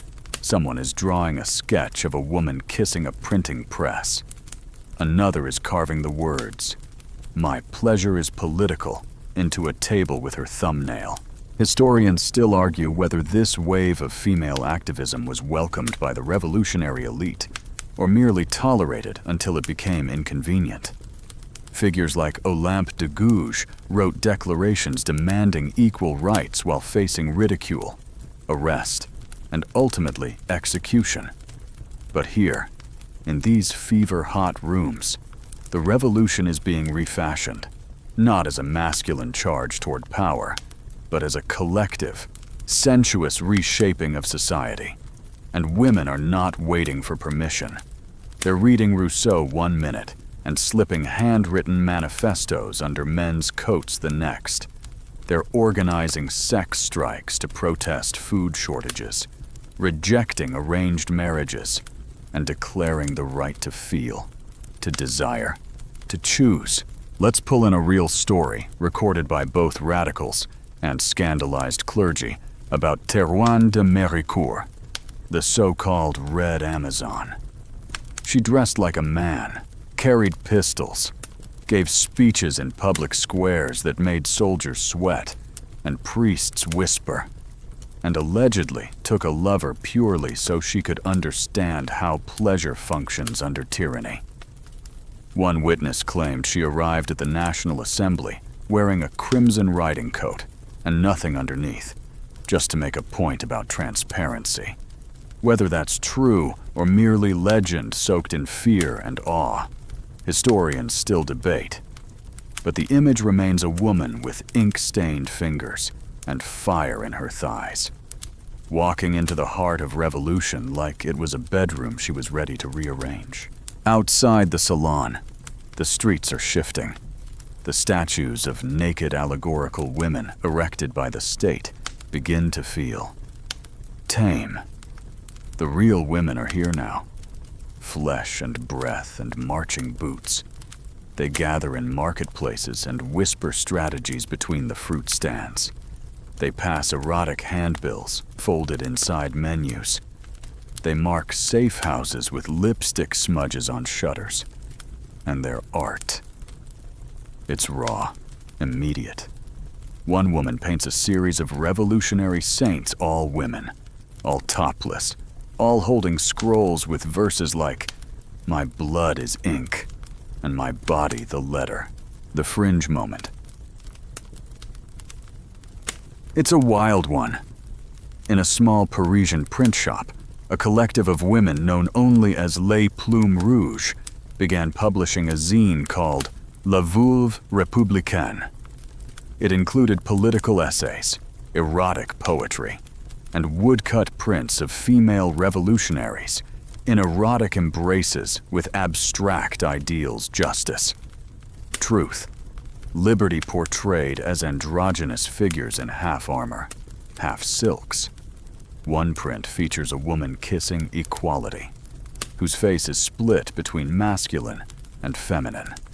The caption reads, "We do not ask to be equal, we take it." Most copies were destroyed by censors, but a few survived in private libraries, and modern scholars still argue whether they were pornography, protest, or both. Now you're walking with them. A midnight march, not with torches, but with ink. Dozens of women carrying baskets of pamphlets, erotic verses tucked between lists of food prices and rally points. One stops to chalk a message on a baker's wall. Liberty does not come in loaves. She comes screaming. Another pastes a flyer showing Marianne riding a lion, bare-breasted, with the king's crown clenched in her teeth. The crowd begins to gather. And for the first time, you realize the erotic isn't a distraction from revolution. It is the revolution, the refusal to hide, the insistence on presence, the belief that bodies, voices, pleasure, they all matter. There's a scent in the air now not of incense or smoke, but of change thickening like storm clouds. You pass a street corner where an impromptu theater troupe is performing a play titled The Orgasm of Reason. The set is minimal: one bed, one podium, one guillotine-shaped curtain. The actors pantomime political awakenings as sexual climaxes. The audience roars. A woman next to you mutters, "Finally, something honest." You look at her. Her hair is unpinned. Her blouse is stained with ink. Her lips curve upward, not in seduction, but in satisfaction. She just handed out 300 flyers. She's exhausted. She's radiant. And here's what nobody in history class will tell you. The revolution was never neat. It was sweaty. It was sensual. It was deeply embodied. These women didn't just want the vote. They wanted their whole selves acknowledged. Their intelligence, their lust, their hunger. They didn't want to become symbols. They wanted to destroy symbols and replace them with something messier, truer, more alive. So you keep walking with them, into dawn, past posters of women wrestling snakes labeled patriarchy, past cafes that serve espresso with lines of Baudelaire scrawled in lipstick on the cup rims, past guards who look away politely, not because they support you, but because they're tired and slightly afraid. You end up at the banks of the Seine, where the first light of day paints the water the color of bruised roses. One woman strips to her waist and walks into the river, shouting, "I am the Republic." Another follows, then another. They laugh, they cry, they shiver in the cold. and you realize you've just witnessed a new kind of protest, part baptism, part bacchanal, part birth. And you're changed. You can feel it. Revolution isn't just in speeches and ballots and riots. It's in the curve of a poem, the tremble of a kiss, the ink-stained fingertips of a woman who never asked to be saved, only heard. And tonight, she screamed. The streets are quieter now, but not peaceful. Never peaceful. There's a certain stillness before a storm, and Paris feels like it's holding its breath, waiting to exhale something sharp and irreversible. You step through alleyways still stained with the footprints of last night's march, past broken wine bottles, discarded pamphlets, and a single shoe perched on a railing like it just got tired and gave up. But then you feel it, a cold thread sliding down your spine, the kind of chill that doesn't come from wind, but from whispers. Because tonight, we turn our gaze to the man behind the curtain of virtue, the ascetic prince of political purity, the man whose very silence seemed louder than others' speeches, Robespierre. And if the revolution had a bedroom no one dared enter, it was his. He's everywhere now, haunting murals and pamphlets, not with the heaving bosoms and ripped tunics of revolutionary art, but with the tight jaw of restraint, the furrowed brow of a man who's turned chastity into currency. Robespierre doesn't seduce. He judges. He does not linger over a kiss or sip wine with flushed cheeks. He scowls at decadence, wraps himself in rhetorical modesty, and preaches the gospel of virtue like it's a lover that keeps him awake at night. Which, to be fair, it might be, because if the revolution had a secret kink, it was abstinence wrapped in moral fury, and no one mastered that performance quite like Maximilian. You walk past a broadsheet nailed to a doorway, a caricature of Robespierre, half saint, half statue, standing on a pedestal labeled purity while naked figures writhe beneath him, clawing at his ankles. His expression is bored. His robes are untouched. The caption reads, "Even liberty won't sit on his lap." It gets a laugh, but not from everyone, because some people don't find it funny. They admire him. They fear him. And a few, just a few, find his icy detachment almost tantalizing. Historians still argue whether Robespierre's famed celibacy was real or performative, whether he was sexually repressed or just weaponizing morality like a well-sharpened dagger. He never married, never took a mistress, and his closest relationships seem to have hovered somewhere between intellectual companionship and emotional fortress building. Was he protecting himself from distraction? Or was desire itself an enemy he could never fully disarm? One contemporary wrote, "He loved France with such fervor that there was no room left in his bed." Another added more cynically, perhaps he feared that pleasure might make him human. Either way, Robespierre's sexuality or lack of one became its own myth, just as potent as any painting of a naked Marianne or pamphlet about a scandalous queen. And yet, even in his austerity, erotic symbolism clings to him. The women who debate in salons often whisper his name like it's a dare. I'd undo his cravat, one jokes, just to see if anything moves. They laugh, but the image lingers, because in a revolution, drunk on sensuality, Robespierre is the cold glass of water no one wants, but everyone needs. He becomes the anti-lover, the man who denies desire in a world aflame with it. And by denying it, he controls it. There's power in refusal. There always is. Now for your requisite fringe tale, and it's one that reads like revolutionary fan fiction. According to a private letter found decades later in an attic in Arras, allegedly written by a minor Jacobin's sister Robespierre, once received an anonymous poem from a woman who called herself Madame Liberté.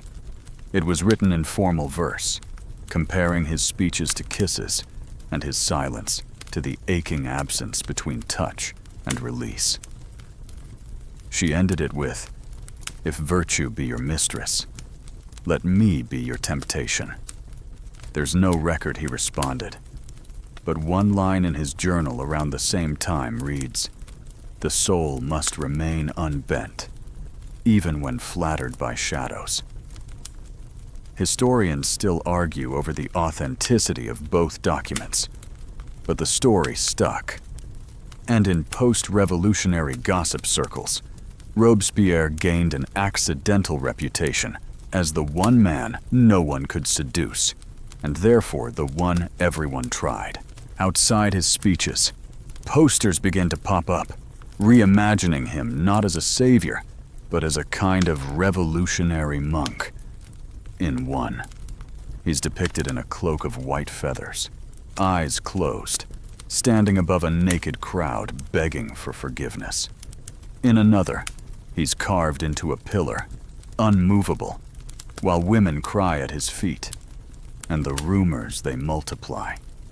One pamphlet suggests he once walked out of a brothel in silent disgust, leaving behind a purse of coins and a single lily.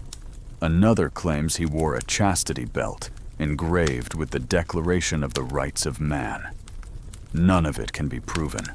All of it gets printed, because Robespierre has become the revolution's erotic vacuum, the void everyone projects their longings into. You pass a tavern called Le Sans-Culotte, where the walls are covered with charcoal sketches of famous revolutionaries. Robespierre is front and center, drawn with slightly exaggerated cheekbones and an aura of divine indifference. A woman leans over to her friend and says, "He'd never kiss you, but if he did, you'd never recover." That, right there, is his power.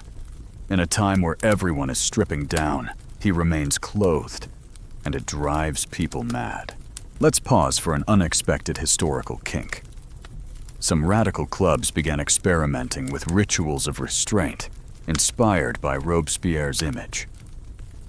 One in particular, the Society of the Sacred Flame, met weekly in secret to recite his speeches while seated in silence, blindfolded, with their hands bound in tricolor ribbons.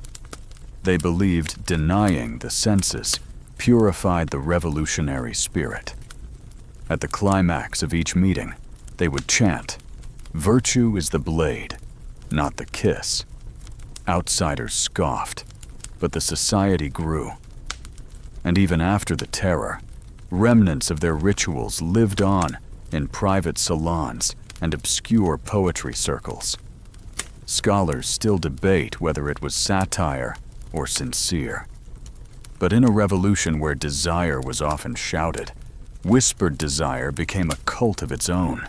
Back on the streets, you catch sight of Robespierre himself, or rather, his likeness carved into a cameo worn by a young woman selling newspapers. She strokes the edge absently as she hawks copies of La Vertu Républicaine. Her eyes are sharp, her voice louder than the crowd's. You ask her why she wears his face. She replies, "Because when everyone else is licking honey from scrolls, he reminds us not to forget the blade." Then she winks. So maybe she's not completely immune to the myth either. As night falls, you hear his voice not in person, but echoing from a public reading near the Place de la Révolution. His words ring out, fiery and precise, denouncing corruption, praising the Republic, demanding purity of thought and purpose. And as the crowd cheers, you notice something strange, a young man gripping the edge of the stage, lip trembling, eyes wet not from fear or joy, but from something deeper, admiration, longing. You can't tell. All you know is that in a world spinning with flesh and freedom, Robespierre remains untouchable, and that very untouchability makes him dangerously desirable. Because in the end, what is repression, if not a kind of performance? A theater of denial. And what is more erotic than the thing you're told you absolutely cannot have? Robespierre never kissed a single revolutionary poster girl. But in the minds of those who marched, wrote, dreamed he kissed the Republic every time he refused to let it be touched. The smell of virtue is strangely metallic. It clings to the air like old perfume, sharp and self-righteous, drifting through the narrow alleys of post-terror Paris, where a new form of desire has begun to fester. Not the powdered decadence of Versailles, not the wine-slick sensuality of liberty festivals, but something stranger, harsher. You feel it first in the silence, not the peaceful kind, but the silence that comes after too many speeches, too many names called out in public squares, too many heads dropped into baskets with audiences applauding like they're at a midnight opera. This is the era when pleasure becomes political currency, when morality turns kinky, when public virtue gets twisted into something sharp-edged, buttoned up, and secretly obsessed with what it forbids. You step into a Jacobin meeting house now dimmed by the weight of expectation. The chairs are arranged in perfect rows. The tricolor banners hang stiffly, unmoved by breeze or doubt. A man stands at the pulpit, reading aloud from a list of infractions: indulgence, opulence, excess. You think he's about to accuse someone of theft or treason, but instead he says, "She wore silk." To a gathering of citizens, the crowd murmurs in outrage. Another member raises his hand. Her stockings were embroidered with flowers. Suggestive. Heads nod. Someone writes it down. These people aren't just judging fashion. They're purifying the soul. One scandalous hemline at a time. Here, repression isn't a byproduct. It's a ritual. And it's oddly intoxicating. There's a kind of pleasure in disapproval, in the power to deny, to scold, to sanctify. The revolution is no longer dancing with erotic metaphor, it's chaining it to a chair and interrogating it under flickering candlelight. And yet, you feel it, the arousal beneath the sermon. Every accusation is laced with curiosity. Every moral denunciation comes just a little too slow, a little too detailed, as if the speaker can't help but imagine the very thing he condemns. Historians still argue whether this wave of moral purging was a natural reaction to aristocratic excess, or a performance of power so rigid it bent itself into obsession. Robespierre called it republican virtue, a return to the Roman ideal of discipline, duty, and stoic self-denial. But what no one admits out loud is how erotic that stoicism became. In speeches, they spoke of restraint like it was a lover. In pamphlets, they described seduction as a threat to national security. And in the margins of meeting notes, you'll find little sketches naked women labeled vice and temptation, always being held at bay by stoic, muscle-bound men draped in revolutionary sashes. The art was meant to inspire, but it titillated. Take a walk with me into one of the stranger clubs. The Society of Republican Decency, founded by a group of young idealists who believed that sexuality had corrupted the monarchy. They began hosting salons where participants confessed erotic crimes against the Republic. The confessions included things like using scented oils, flirting in line at the bakery, reading love poems, and one particularly impassioned offense, dreaming of Lady Liberty with her toga falling off. The meetings were equal parts sermon and spectacle. The accused would kneel, hands bound in tricolor ribbon, and recite their transgressions. Some cried, some shook, some smiled. Were they ashamed, or just incredibly turned on? No one could ever tell. Now for your required true tale. This one from Michel Foucault's notes on the shifting relationship between surveillance and sexuality. He writes of a young widow arrested in 1794 for allegedly running a salon where politics were discussed alongside bodily pleasures. The accusation that she allowed revolutionary discourse to be interrupted by unregulated caresses. No evidence of prostitution, no sedition, just mingling ideals with intimacy. She was sentenced to public reprimand and forced to wear a placard reading "Inappropriate Citizeness."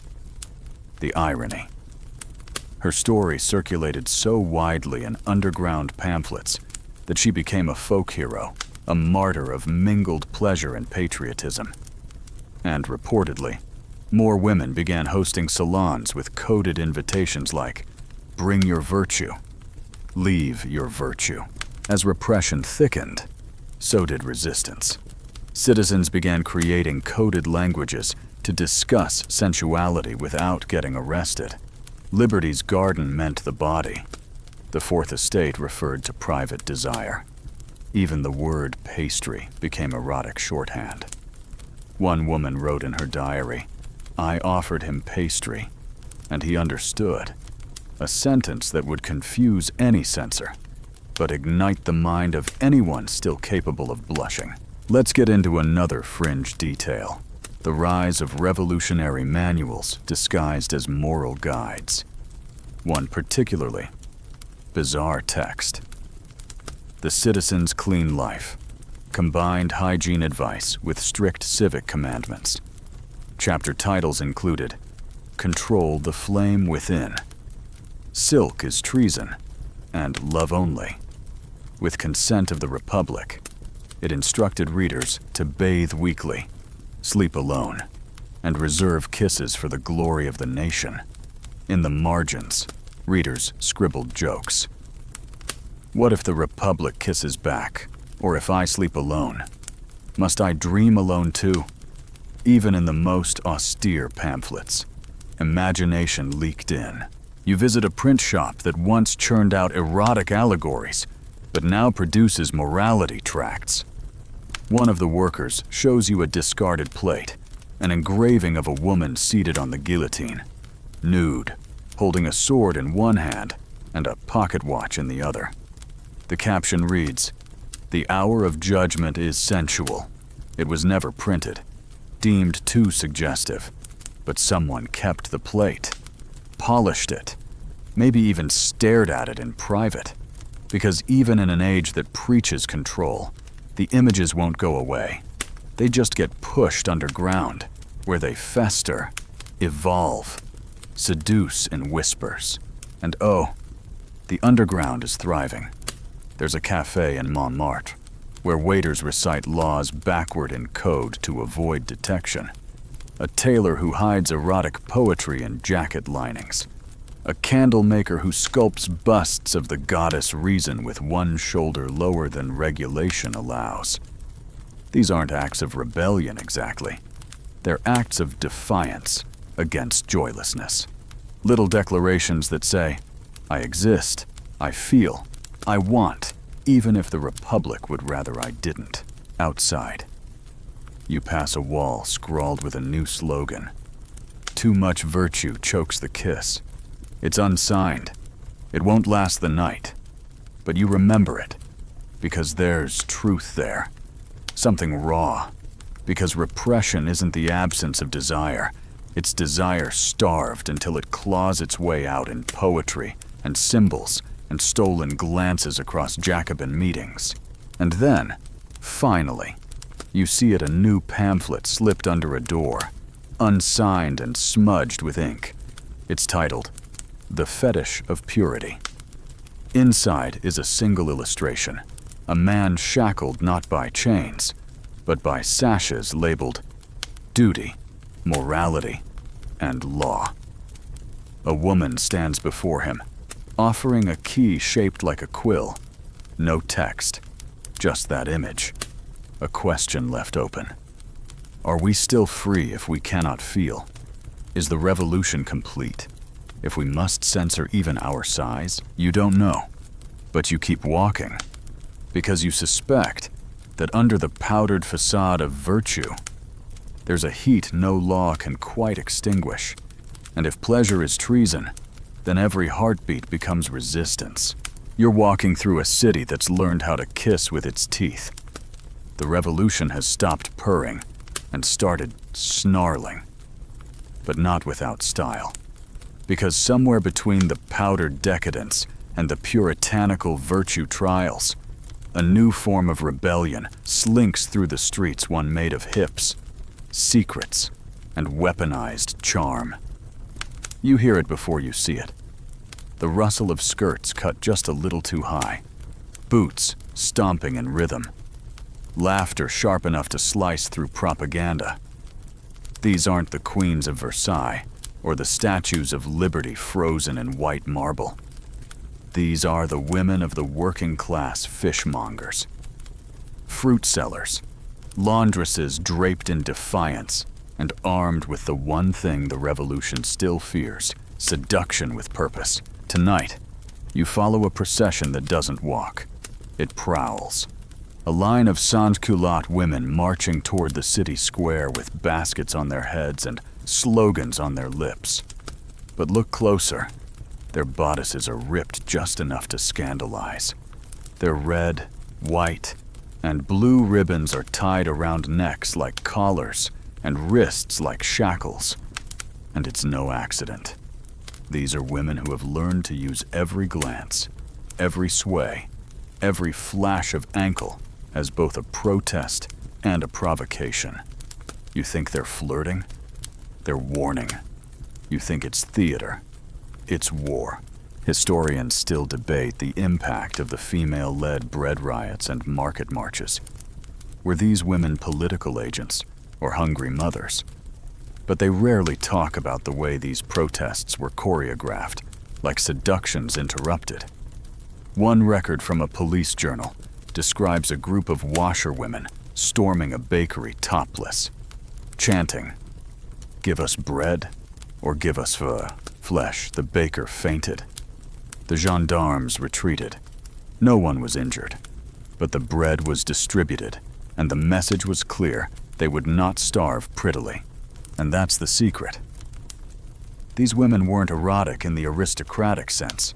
They weren't draped in silk or quoting Rousseau over absinthe. They were angry, muscular, sweaty, alive. Their sexuality wasn't romantic. It was practical, aggressive, and unpredictable. They used it not to please, but to pierce. One notorious figure, known only as Citoyenne Rouge, reportedly pickpocketed nobles during marches using distraction techniques that involved strategic wardrobe malfunctions. She was arrested twice, released both times, and inspired at least 3 erotic woodcuts, none of which got her proportions quite right. According to her friends, let's step into a scene lifted from Eleanor Herman's notes on political women in chaos. In 1793, a group of female revolutionaries in the Faubourg Saint-Antoine organized what they called La Grève des Baisers, the kiss strike. Their demand: better wages, cheaper flour, and the arrest of a particularly predatory city official. Until their demands were met, they refused to kiss their husbands, lovers, or even flirt in public. One wife allegedly told her partner, "The only thing I'll open is a pamphlet." It worked.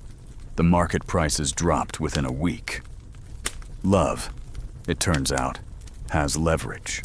You move through a tavern now converted into a planning hall, and inside, it smells like firewood, sweat, and homemade soap. Women sit around oak tables, carving slogans into their cuffs, threading protest charms into their hair, small medallions depicting liberty in ever more suggestive poses. One woman stands up and reads a list of erotic infractions committed by the convention, turning each economic policy into a punchline involving denied pleasure and blue balls. The laughter is volcanic.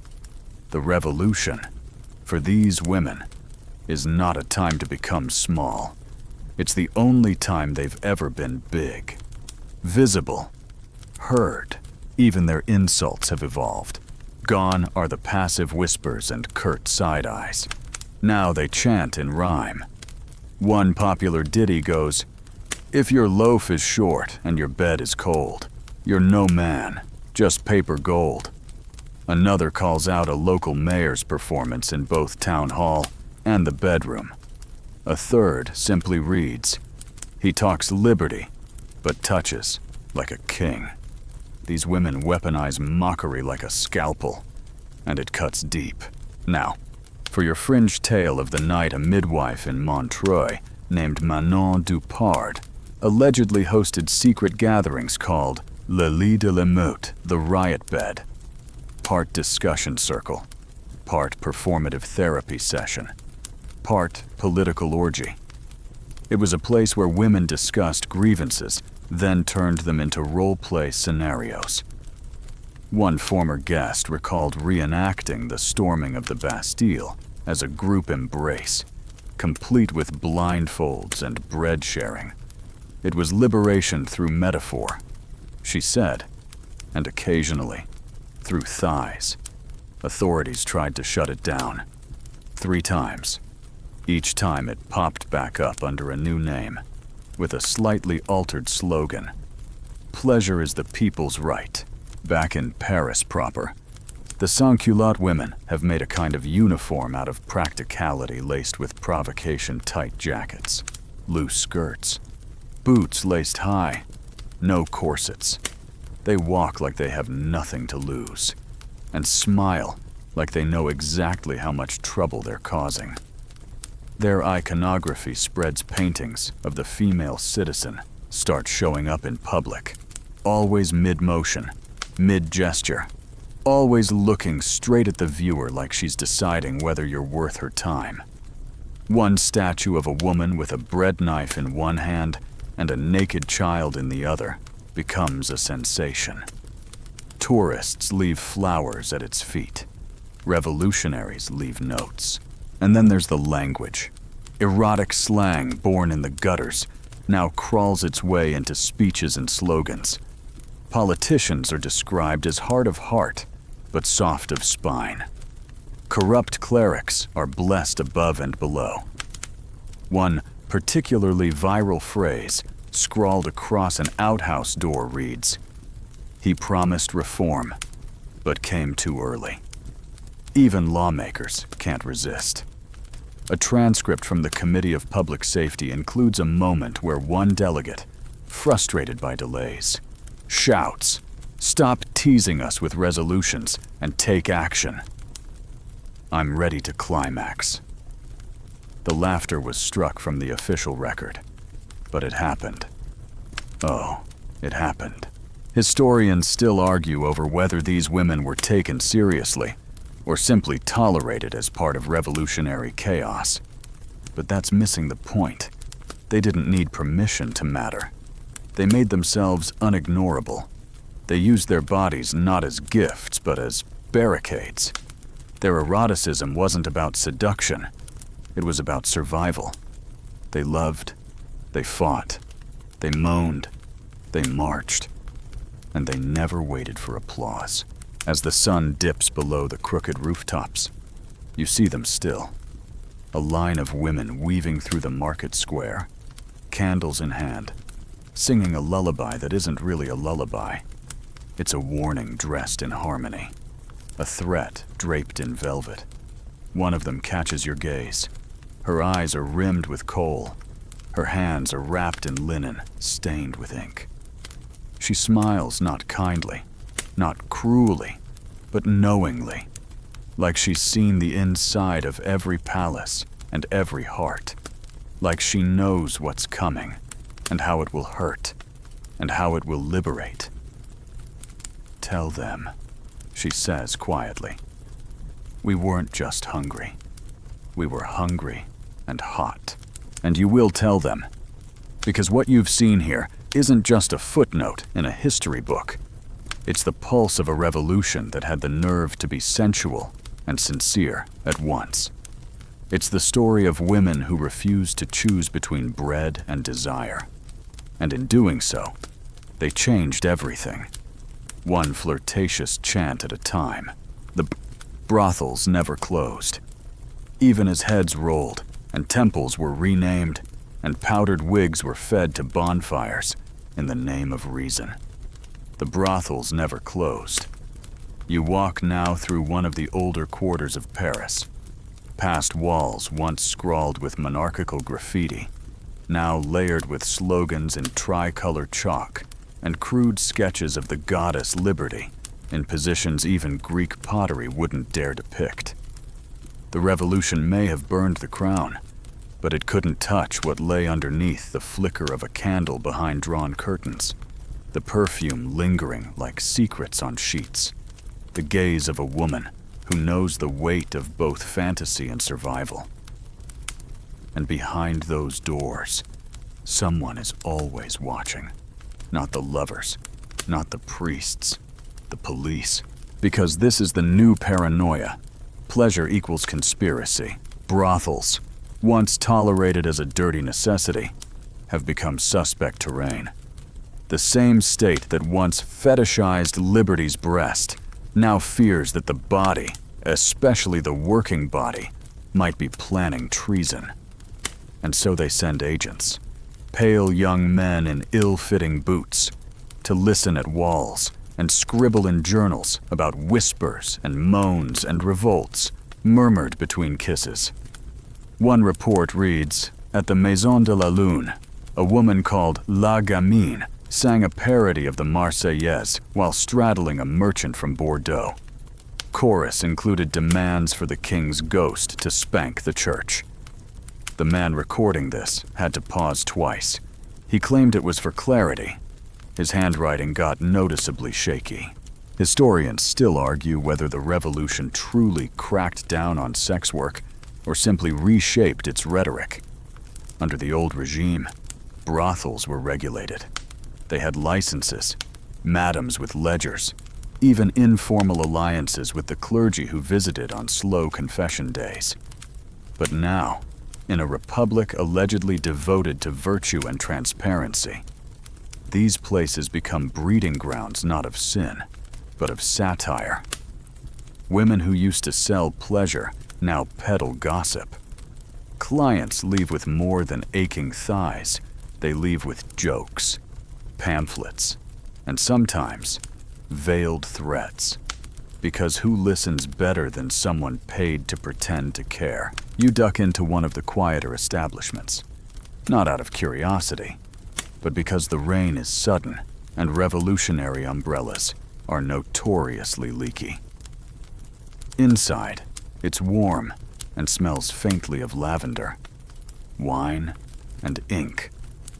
A woman sits near the fireplace, smoking a crooked cigar and reading aloud from Le Moniteur. She's topless. No one comments.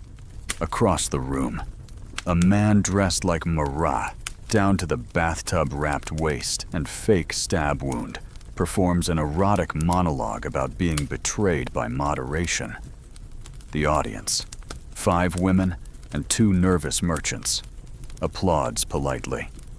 You're not sure if this is satire, tribute, or some third thing no one has words for yet. One of the women beckons you over and points to a chalkboard. It lists the services of the night, but not in the usual way. Madame Reason, 10 livres, includes discussion of law and sensual foot rub. Must agree to preamble.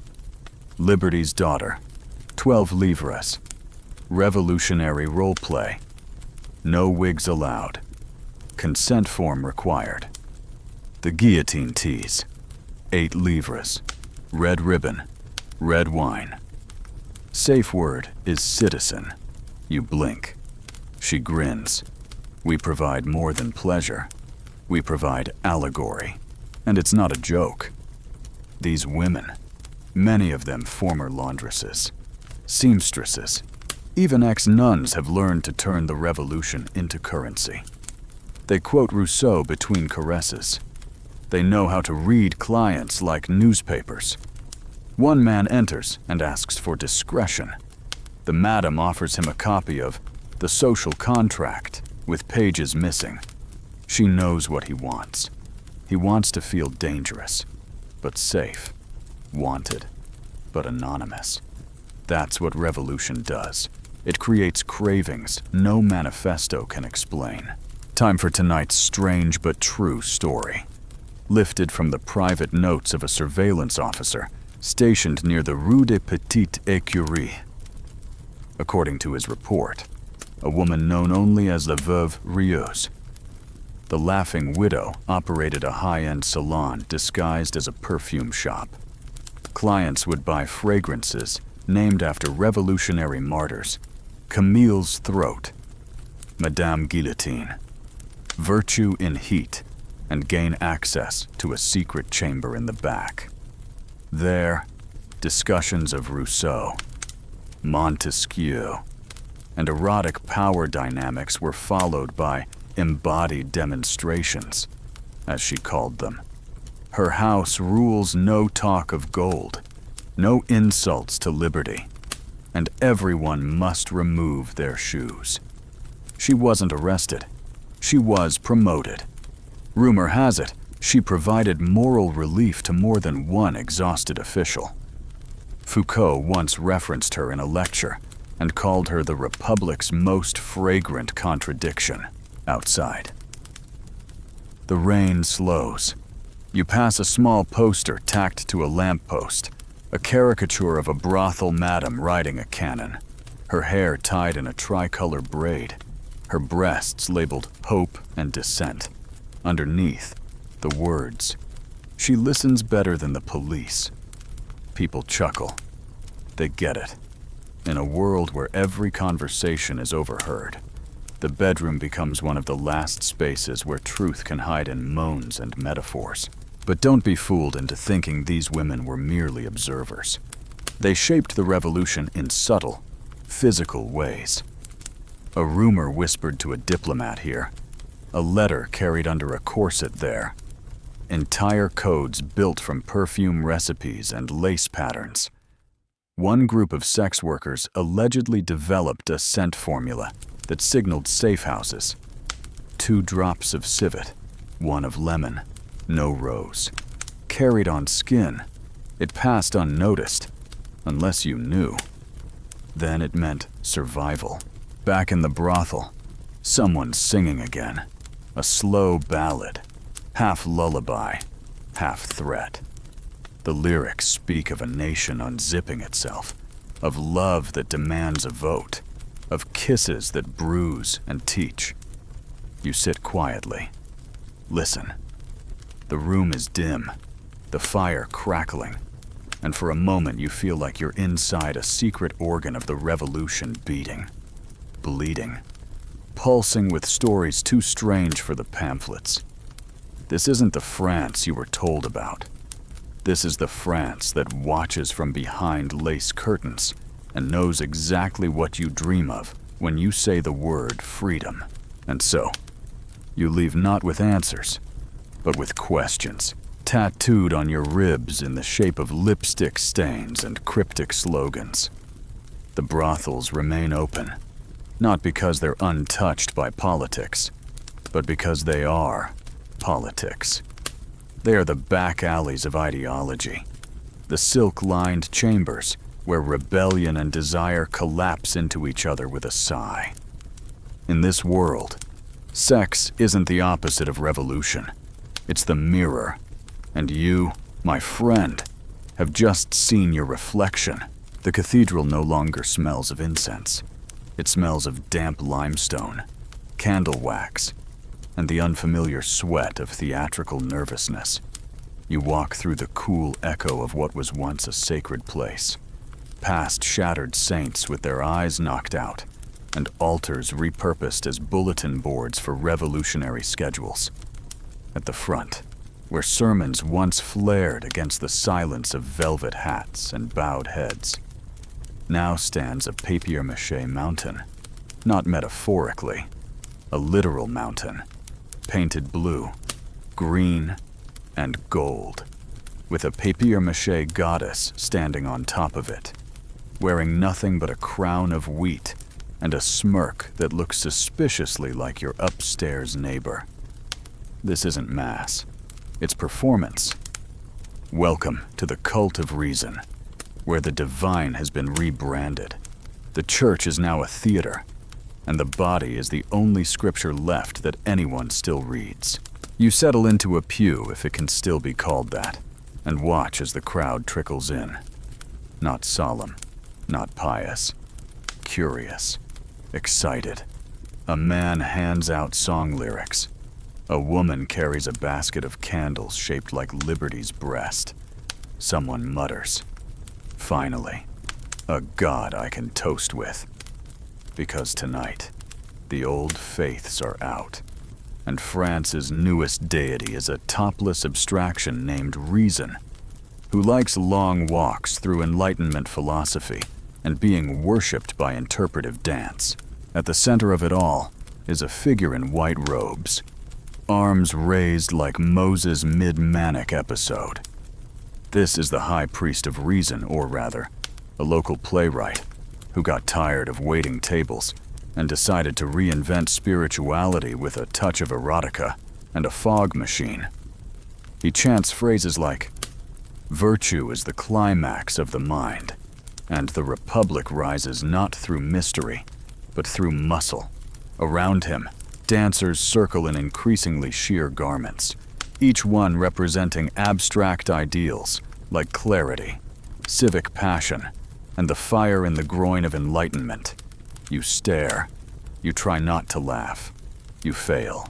Historians still argue whether these festivals of reason were serious attempts to construct a secular civic religion, or just prolonged nervous breakdowns wrapped in orgiastic theatrics.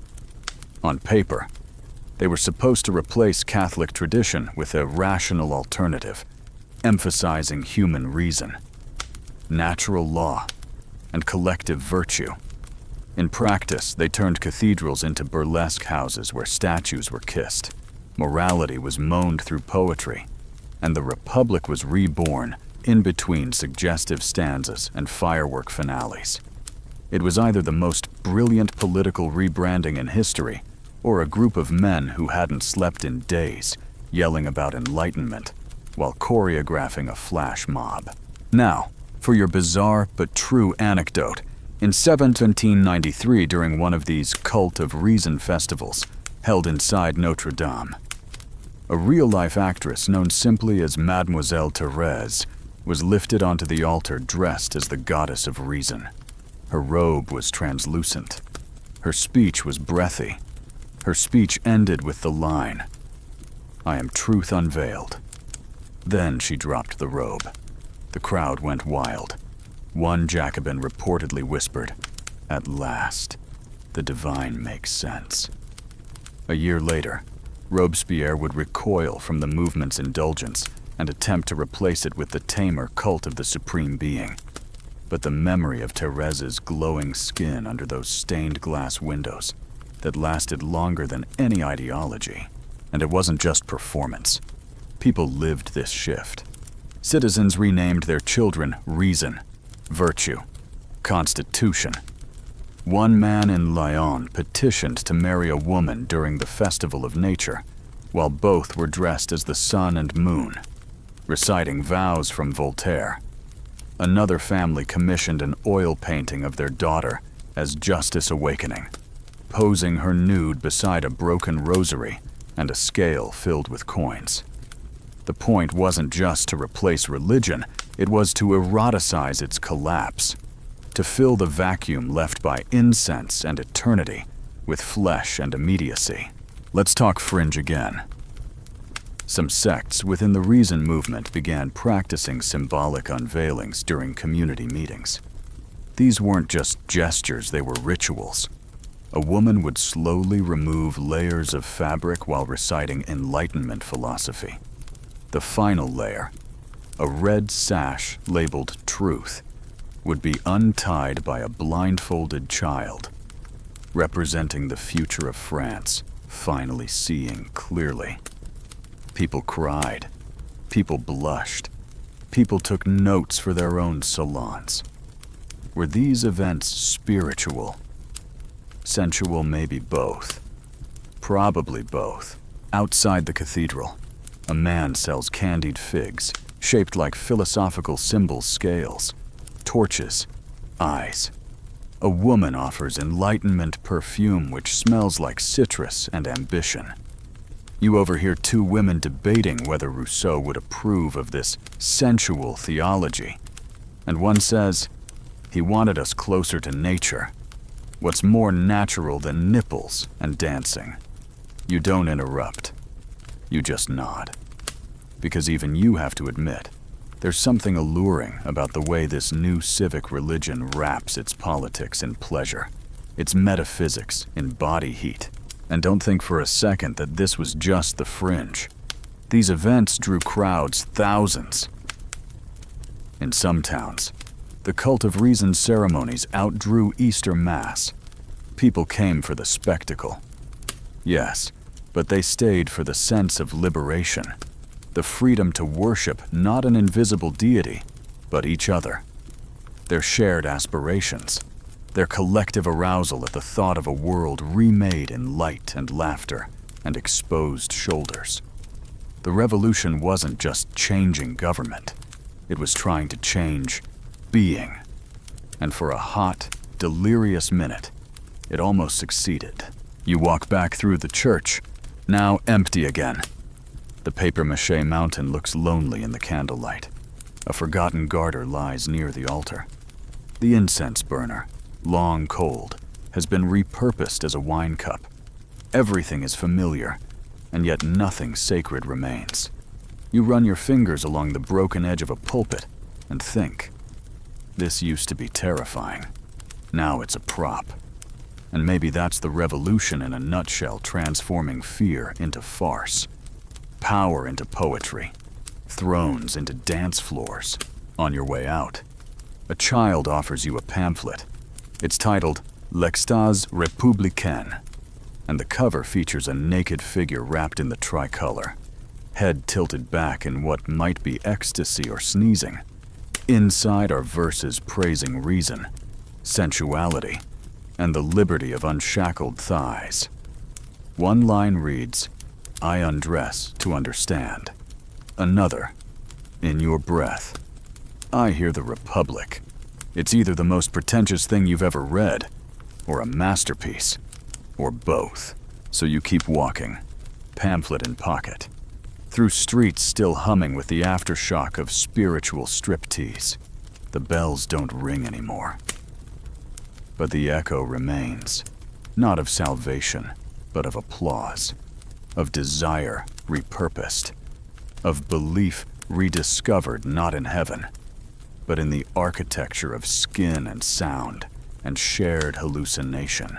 You look up, and for just a second, through a stained glass window shattered long ago, you see the moon framed like a halo behind the goddess of papier-mâché. She's still there, waiting, smiling, a little ridiculous, a little divine. It's the way he enters a room, shoulders pulled back, eyes like smoldering ink stains, that absurd little curl of hair refusing to stay tamed above his brow. You're not imagining it. Every woman in the cafe turns her head when he steps in. Even the men pause, not because he's handsome, not really. Too short, too pale, too stiff in posture. But there's a gravity to him. Like every step he takes has already been rehearsed by history. He smells like damp wool, battlefield paper, and cologne so sharp it could shave your conscience. And somehow, even before he speaks, you already know this man is going to conquer you. Maybe not romantically, but definitely politically. Welcome to the rise of Napoleon Bonaparte, where desire no longer dances barefoot around liberty poles, but marches, boots on, into the bedrooms of Europe. He isn't king, not yet. He isn't emperor, He's barely a general, but what he lacks in pedigree, he compensates for with a burning intelligence that feels inappropriate in polite company. When he talks, it's all angles and certainty, the kind of language that makes people lean forward before they even understand what's being said. The women of the salon hang on his words. The men pretend not to notice. And you, standing near the curtain with a half-finished glass of something overpriced, realize that power, real power, is the most potent aphrodisiac of all. And oh, Napoleon knows it. His letters to Josephine are soaked in musk and melodrama, the kind of prose that would embarrass a poet but arouse a nation.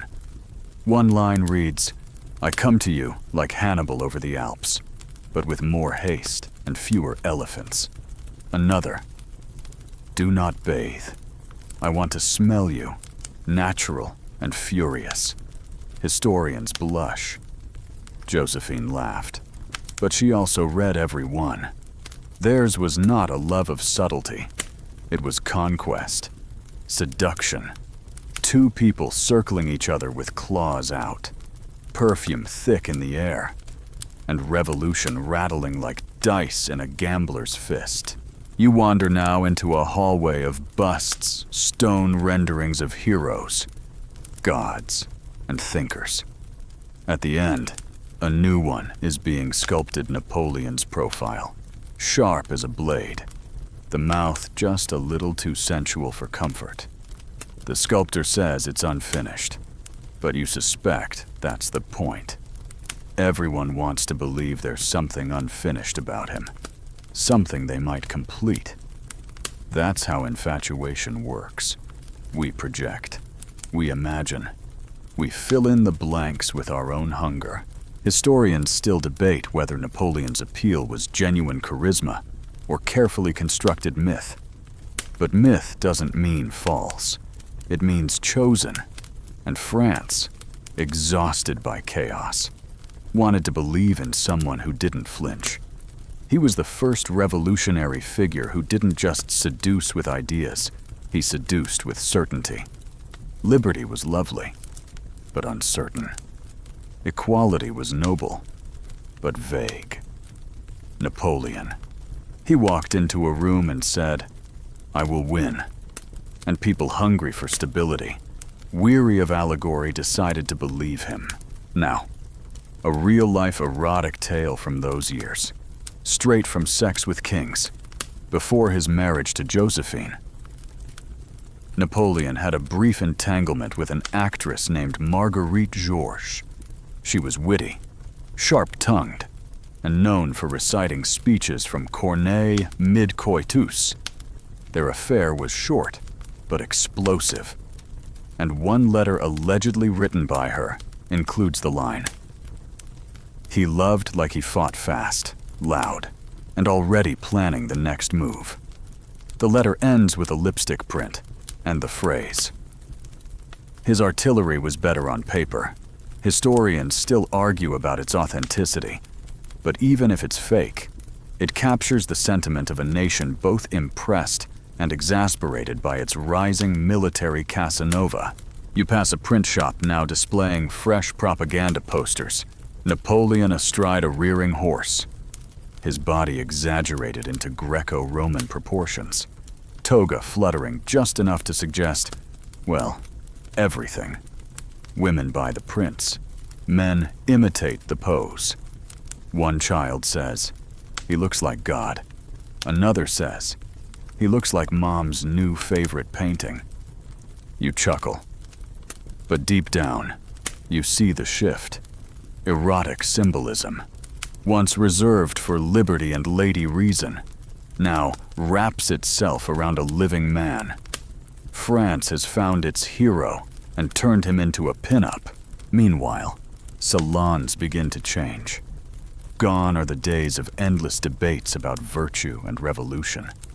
Now, they're full of gossip about military campaigns and the delicious discipline of Napoleonic soldiers. Women write sonnets to his sword.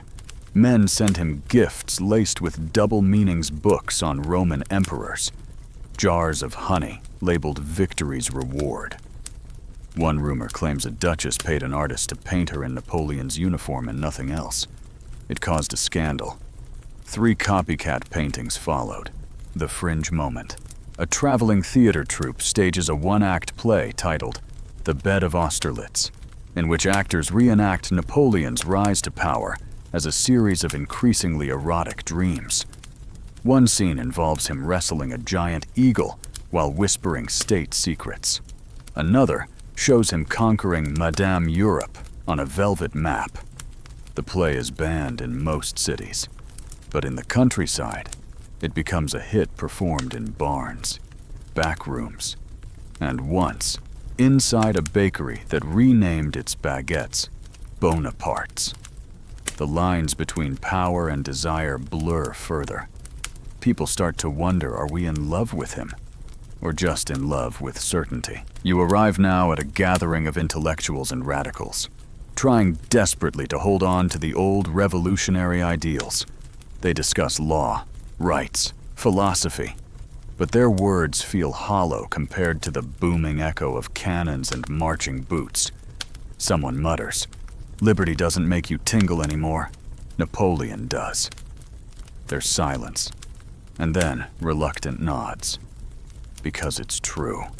He doesn't just command the army, he commands imagination. Back on the street, a woman paints slogans across her window. He leads, we follow. Another writes, "Empire me, baby." A third scrawls simply, "My republic wears boots." Erotic poetry circulates again. But this time, the metaphors are martial. His bayonet found my border. He crossed my Rubicon, my heart. His new campaign, they're absurd. They're arousing. They're exactly what France wants to hear. As dusk falls, you see him again, not the man, but the myth. On balconies, in cafes, etched into coins, embroidered into lingerie. The revolution gave birth to new ideals, but Napoleon gave them a face, a body, a hunger. He is ambition incarnate, draped not in toga or chainmail, but in suggestion. And whether you admire or resent him, you can't look away. Because in a country drunk on symbolism, he is both the hangover and the next drink. He doesn't need to pose half-nude in allegorical portraits. The way he buttons his coat is foreplay enough. And as the moon rises over Paris, casting light on shuttered windows and unfinished declarations, you understand the shift. France is no longer fantasizing about ideals. It's fantasizing about the man who promises to make them obey. He used to own the room, any room. Velvet lounges, candlelit corridors, salons where powdered ladies laughed into gloves and noblemen swirled their wine like they were painting invisible portraits. His name once whispered through Europe like perfume on warm skin Casanova. The lover, the seducer, the aristocratic acrobat of the boudoir. But now he watches from a corner table in a half-lit inn. The revolution raging outside like a lover that doesn't return his letters. The powdered masks are gone. The nobility is gone. And Casanova, well, he's still wearing silk, but it's wrinkled now, and no one seems to notice. You see him there, sipping something too sweet, thumbing through a dog-eared book of verse, occasionally looking up like he expects to be recognized. No one does. The revolution doesn't care for stories of courtly seduction anymore. It wants blood, bread, and boots. And yet, Casanova remains, not just as a man, but as a symbol of a world that died in orgasm, feathered fans, and sighs. He doesn't speak. He broods. And you can feel the tension coil in the air like the memory of touch. He is the ghost of France's libido, pacing restlessly in a tavern no one asked him to haunt. Outside, the world has changed, drastically. The lovers have become marchers. The salons have become courts. The boudoirs have been raided, their linens trampled by boots that never learned to move slowly. Where once Casanova seduced duchesses with poetry and half-lidded glances, now citizens hand out revolutionary tracts with lines like "Death to lust," or "Silk is treason." Erotic grace is no longer currency, it's contraband. And yet, every now and then, someone still glances sideways at a well-turned ankle, still lingers a beat too long over a phrase like moral purity. The old hunger hasn't vanished. It's just wearing a bonnet now and pretending to read Robespierre. Historians still argue whether Giacomo Casanova truly fell out of favor or simply outlived the culture he'd once ruled. By the late 1790s, he was writing bitter essays and half-sentimental memoirs, bemoaning the death of manners, of courtly artifice, of seduction as social ritual. His tone shifted from playful to panicked, like a man watching his own fantasy get guillotined. "What is love?" he wrote. "In a land where virtue is legislated, he missed powdered skin, whispered secrets behind fans, beds that creaked with laughter. Not desperation. France no longer wanted pleasure without politics. And Casanova didn't know how to write a manifesto in between moans." Let's pivot to one of the rare documented final escapades in 1797, during a diplomatic visit to the Bohemian countryside. Casanova allegedly seduced the wife of a minor Austrian noble by reading her passages from Voltaire, then translating them into 3 languages, each with increasing intimacy. The final translation, in Italian, was delivered against her neck. He was caught, of course, banished, again. His journals record the incident with less triumph than melancholy. "Even desire," he noted, "is no longer fashionable. They want revolution. I gave them romance." That line alone makes historians weep. You leave the inn and walk the street where once his name was scribbled on the lips of artists and actresses. You see posters now, not of lovers, but generals, not of curves, but swords. Eroticism has been militarized. Women now flirt with words like victory, campaign, and uniform. The passionate are no longer poets. They are patriots. One shop sells scented letters with revolutionary slogans and only the faintest hint of musk. The vendor calls it arousal with allegiance. Casanova would have cried. And yet, there's something enduring in the shape he left behind. You see it in the lovers who still meet in shadow, still trade poems beneath the rhetoric. A couple passes you whispering verses from Petrarch, giggling like fugitives. A group of women at a cafe debate whether political passion makes the heart race faster than poetry ever did. One says, Casanova was a fantasy, but fantasies don't storm Bastilles. Another replies, no, but they might stop us from becoming stone. Everyone nods. Time for tonight's fringe nugget near the turn of the century. A small group of former courtesans and retired actresses formed a literary society called Les Échos de Minuit, the Midnight Echoes. They met secretly to read banned romantic literature aloud by candlelight, often dressing in salvaged court garments, powdered wigs, and scented gloves. Casanova's memoirs were a favorite. They'd pass the pages hand to hand, like relics. Each woman reading a passage, pausing, sipping wine, then laughing.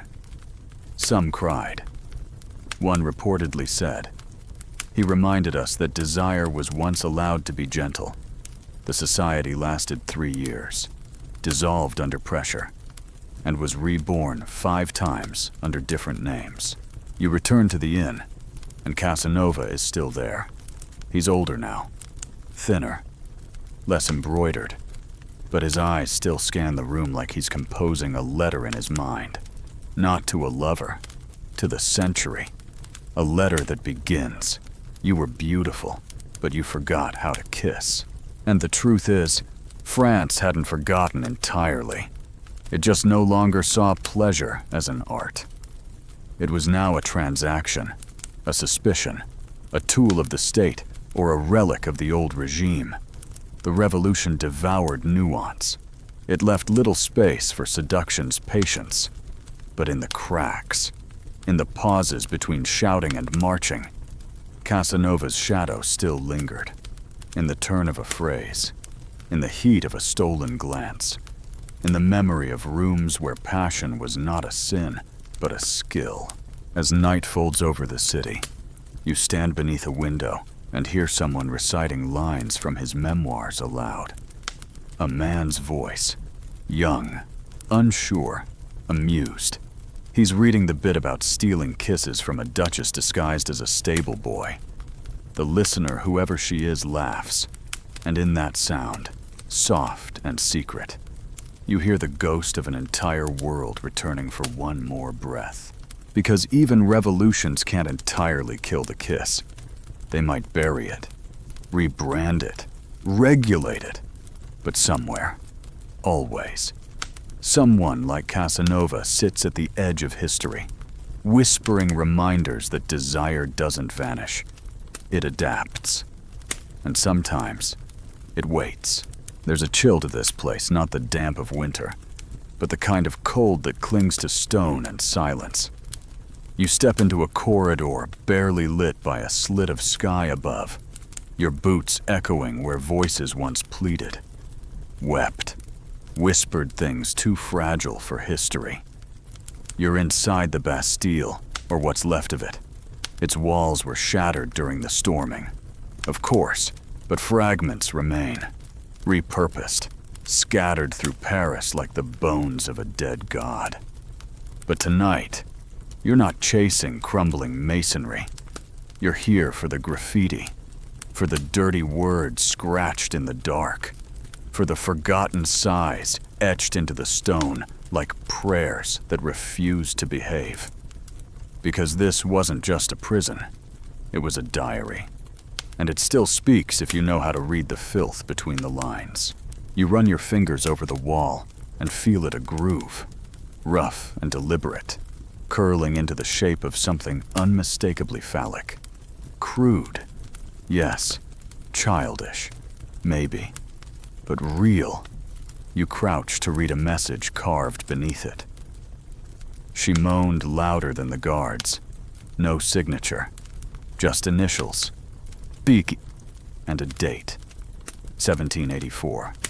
You imagine the man, locked away for sedition or a minor insult, thinking not of his trial, but of the last thighs he touched, the last kiss he gave that wasn't stolen under surveillance. You imagine him carving that memory into the wall because he knew it would outlast him, and it did. The Bastille's inner walls, as it turns out, were covered in things no state censors could ever erase. Erotic poems, breasts drawn like constellations, lists of favorite lovers. One cell bore a sequence of numbers that later turned out to be the bust measurements of a seamstress from Montmartre. Another featured a crude sketch of Marie Antoinette, but not the kind you'd find in court portraits. This one showed her bending over a copy of the Declaration of the Rights of Man. Someone wrote, "She refused me in life, so I take her in metaphor. Tasteless, definitely. But the need was real, even here, where pleasure was denied. The body insisted on existing." Historians still debate how much of this prison graffiti was real and how much was invented later by romantics and scandal chasers. But many of the markings have been confirmed, traced, cataloged. They were often layered, one inmate starting a drawing, another finishing it months later. conversations carved in code, a single word scratched over and over us. Not freedom, not justice, touch, as if that one act could rewrite all the others. You move deeper into the remnants, guided by a flickering lantern and your own morbid curiosity. In a cell once used for political dissidents, someone had etched a full scene across the wall, a woman reclining on a chaise. Her legs parted beneath the phrase, "Liberty is a woman with no locks." It's crude, it's moving, it's art and confession. And it raises the question, was erotic expression in prison an act of desperation or resistance? Let's drop into a little-known but documented tale from prison archives.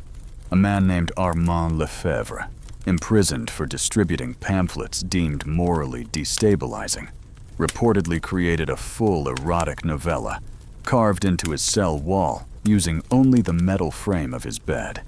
It was later copied, distributed anonymously, and titled "The Republic Between My Legs." It featured allegorical characters named equality and tax reform, both depicted as sultry revolutionaries seducing a character named the Old Regime until he collapsed with gratitude. Foucault mentioned it once in a footnote, noting that the fusion of erotic fantasy and revolutionary metaphor made it deeply subversive and hilariously sincere. Outside the Bastille's ghost, in the cafes where revolutionaries now drink and theorize, copies of prison graffiti begin to circulate as underground collectibles. Lovers send each other charcoal rubbings of hearts carved into jail doors. Poets compose verses inspired by the most scandalous scrawlings, like, "She came with the fury of 1,000 pamphlets." Revolutionary leaders pretend to be disgusted, but their wives giggle, and their mistresses commission calligraphers to replicate the filth in gold ink. This isn't nostalgia, it's survival. Because when pleasure is outlawed, the memory of pleasure becomes sacred. You begin to see it everywhere, scratched into the wood of tavern tables, inked beneath collars, smuggled into library books like pressed flowers of desire. One pamphlet, widely distributed, but never officially acknowledged, was called Moans of the Incarcerated. It featured excerpts of imagined love letters from prison cells, each one signed, "Your Citizen in Chains." One line stands out, "I dream of your fingers like I dream of revolution. Slow, steady, irreversible." Now for your fringe fact. In one of the Bastille's reconstructed cells, archaeologists discovered a piece of red silk folded between bricks. It was embroidered with a phrase in Latin that translates roughly to, "My chains are not where you think." Some believe it was a lover's token smuggled in by a servant. Others say it was stitched by a prisoner himself, using threads pulled from his own clothing. Either way, the item was real. It now sits in a museum behind glass, too delicate to touch, too strange to ignore. As you exit the ruins, you pass a woman reading from a ball book to a group of students. She's performing an old erotic poem allegedly composed by a prisoner who spent 8 years awaiting trial and passed the time writing metaphors no censor could decode. She reads aloud, "They gave me darkness, so I learned to undress it. They gave me silence, so I filled it with your breath." The students sit, stunned. One whispers, "Did that really happen?" She smiles. That's the wrong question. Because what matters isn't whether every scratch was authentic or every verse historically provable. What matters is that within the darkest corners of tyranny, the erotic survived, not as indulgence, but as defiance. When every freedom was stripped, the memory of a kiss became rebellion, the image of a thigh, a neck, a moan that was a political act. You step into the fading light, the Bastille behind you, but the story's still echoing. The stone may be shattered, but the carvings remain etched deep in history's skin, like fingerprints of longing. You run your hand along a replica wall and feel the grooves made by someone who couldn't write to their lover, couldn't touch them, but could at least leave behind a message I felt. I wanted. I still do. And in that moment, you understand the revolution was not just about who ruled or how bread was priced. It was about whether the human body, its aches, its whispers, its hungers, had the right to matter. And sometimes, the answer was carved in secret, behind locked doors, with trembling hands that knew the difference between captivity and surrender. You wake to a sunrise tinted the color of bruised wine, the world feeling fragile, like a lover just after a secret confession. The headlines scream about war, famine, politics, but those are just masks. You're here for something rawer, the return of a specter that's been whispered in brothels, prisons, and pamphlets for years, the specter of disease. Not metaphorical disease, but syphilis. The French disease that's come to feel like a rotting kiss across European history and now clings to the revolution's underbelly, turning pleasure into paranoia, lust into panic, medicine into metaphor. You trail through Paris's alleys, where the smell of varnish and ink mingles with something sour antiseptic, attempts at cleaning wounds and rumors. Because in a time when naked bodies are political statements, a hidden sore is a traitor's mark. You pass a pharmacy plastered with notices. Syphilis treatment, mercury rubs and prayer. Avoid tricolor brothels. Ask your doctor if you're contagious. Patients wait in line, clutching rags soaked with rose water and gunpowder. The city's full of whispered slang. He's caught the revolution in his veins. She's trading more than helmets these days. A kiss could cost you your head. The erotic energy that once electrified festivals now pulses with fear. Because the revolution prided itself on rebirth. But disease reminds everyone of mortality and shame. And when that disease is sexual, suddenly intimacy feels criminal. Historians still argue whether syphilis hampered military campaigns or merely served as a convenient scapegoat for defeat. Some claim it spread throughout the army like a demoralizing plague. Others point to poor sanitation and trench conditions. But the public narrative leaned into myth if a general lost a battle. It was whispered that his hands were too weak because of the French disease. If a woman caught the illness, rumor said she had been infected by royalist lipstick. It wasn't medicine, it was metaphor, and it had bite. A brothel on Rue de la Harpe now operates under strict advertisement safe play. No soreness here. Inside. Walls are plastered with tricolor posters featuring a stern Marianne, saying, "Be proud, be clean, be cautious." They offer not just pleasure, but moral certainty, a rare commodity in these years. You hear a conversation, "I only take clients with certificates. Mercury prophylaxis every month. The brothel has become a clinic with lube. And the women are now sex workers and disease gatekeepers, trading both intimacy and trust in one fraught package." Now for your required historical story from medical annals in 1794.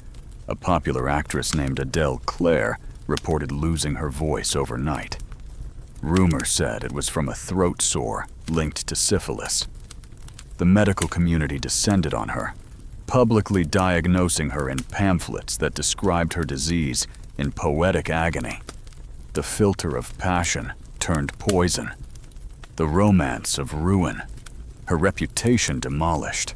Her career destroyed. But her story became cautionary literature. She was described as a mirror for the nation, a performer whose downfall warned that unregulated bodies could threaten the republic. Feminists argue she was scapegoated for convenience. Moralists claimed she was a hero for her public shame. Historians still argue whether she died from disease or suicide. Either way, her corpse became revolutionary propaganda. The disease didn't only target the boudoirs, it penetrated the armies. Soldiers whispered in camp that the bug decimated units faster than cannonballs. Frontline brothels became hotspots of rumor. A general once forbade any contact with civilian women for fear of infecting his troops. But ironically, the soldiers returned with diseases to spread anyway. Silent but virulent. Journal entries from military doctors mention penal quarantine tents and mercurial camp pharmacies set up to combat the silent epidemic. But what's striking isn't the medicine, it's the panic. The way illness infiltrated ideology. The way bodies became battlegrounds. Outside a clinic, you overhear a debate between a Jacobin surgeon and a Quaker midwife. He insists suffering is proof of national sacrifice. She retorts, then so is protecting your people's health. The argument echoes the larger one, tearing the revolution apart. Is purity about blood or about healing? Is revolution about sterilizing words or caring for wounds? Their voices raise. You walk away, heart thudding, thinking how syphilis has made intimacy political and illness an insult. In the markets, vendors sell sapphire amulets rumored to ward off infection. Another sells poultice boxes labeled for hearts and public trust. A poet composes lines about love and disease, her kiss, a cradle of catastrophe. I gave her my oath. She gave me her sores. People carry the poetry in their pockets like talismans, their fears folded into rhymes they might recite in dim corners. The disease becomes aesthetic, a shared trauma made lyrical. Now, a fringe anecdote. In one rural village near Tours, villagers built a shrine to Saint Cephalius, a fictitious martyr said to cure venereal disease. People would leave infected garments at its base, hoping saintly mercy would cleanse them. The shrine was destroyed by local authorities, but the practice spread. In the absence of faith, and with medicine failing, people turned to ritual. In a revolution obsessed with reason, they whispered prayers to a myth proof that human need thrives beyond ideology. You walk under an archway into the hospital wing of Val de Grace, where rows of beds hold militia, workers, and courtesans alike, all suffering from the same disease. A nurse records daily symptoms on charts, ulcerations, fevers, delirium. A priest offers last rites to a woman murmuring political slogans.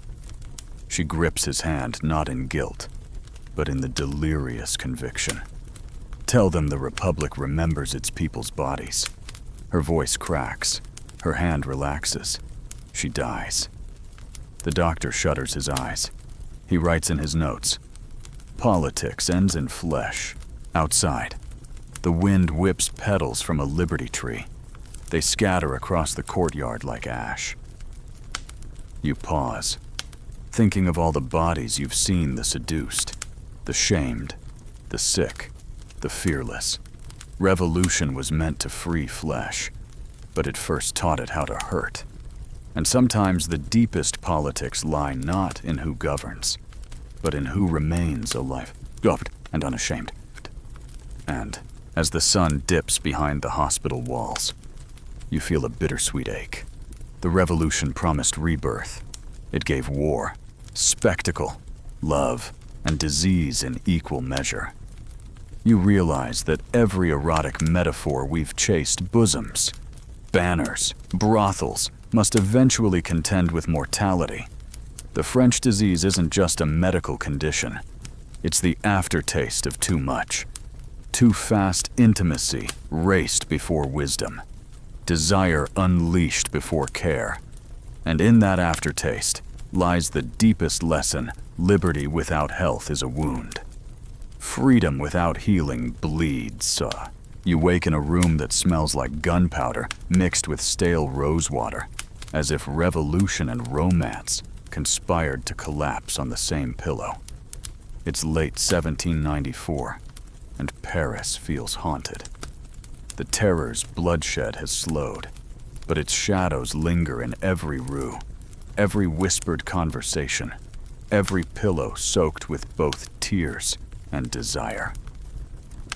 The world is tired, and tired people want two things: comfort and meaning. Tonight, they look for it in the most intimate places. Welcome to the era of prison brothels and revolutionary comfort women, the clandestine networks of care and carnal solace that sprang up in the aftermath of catastrophe.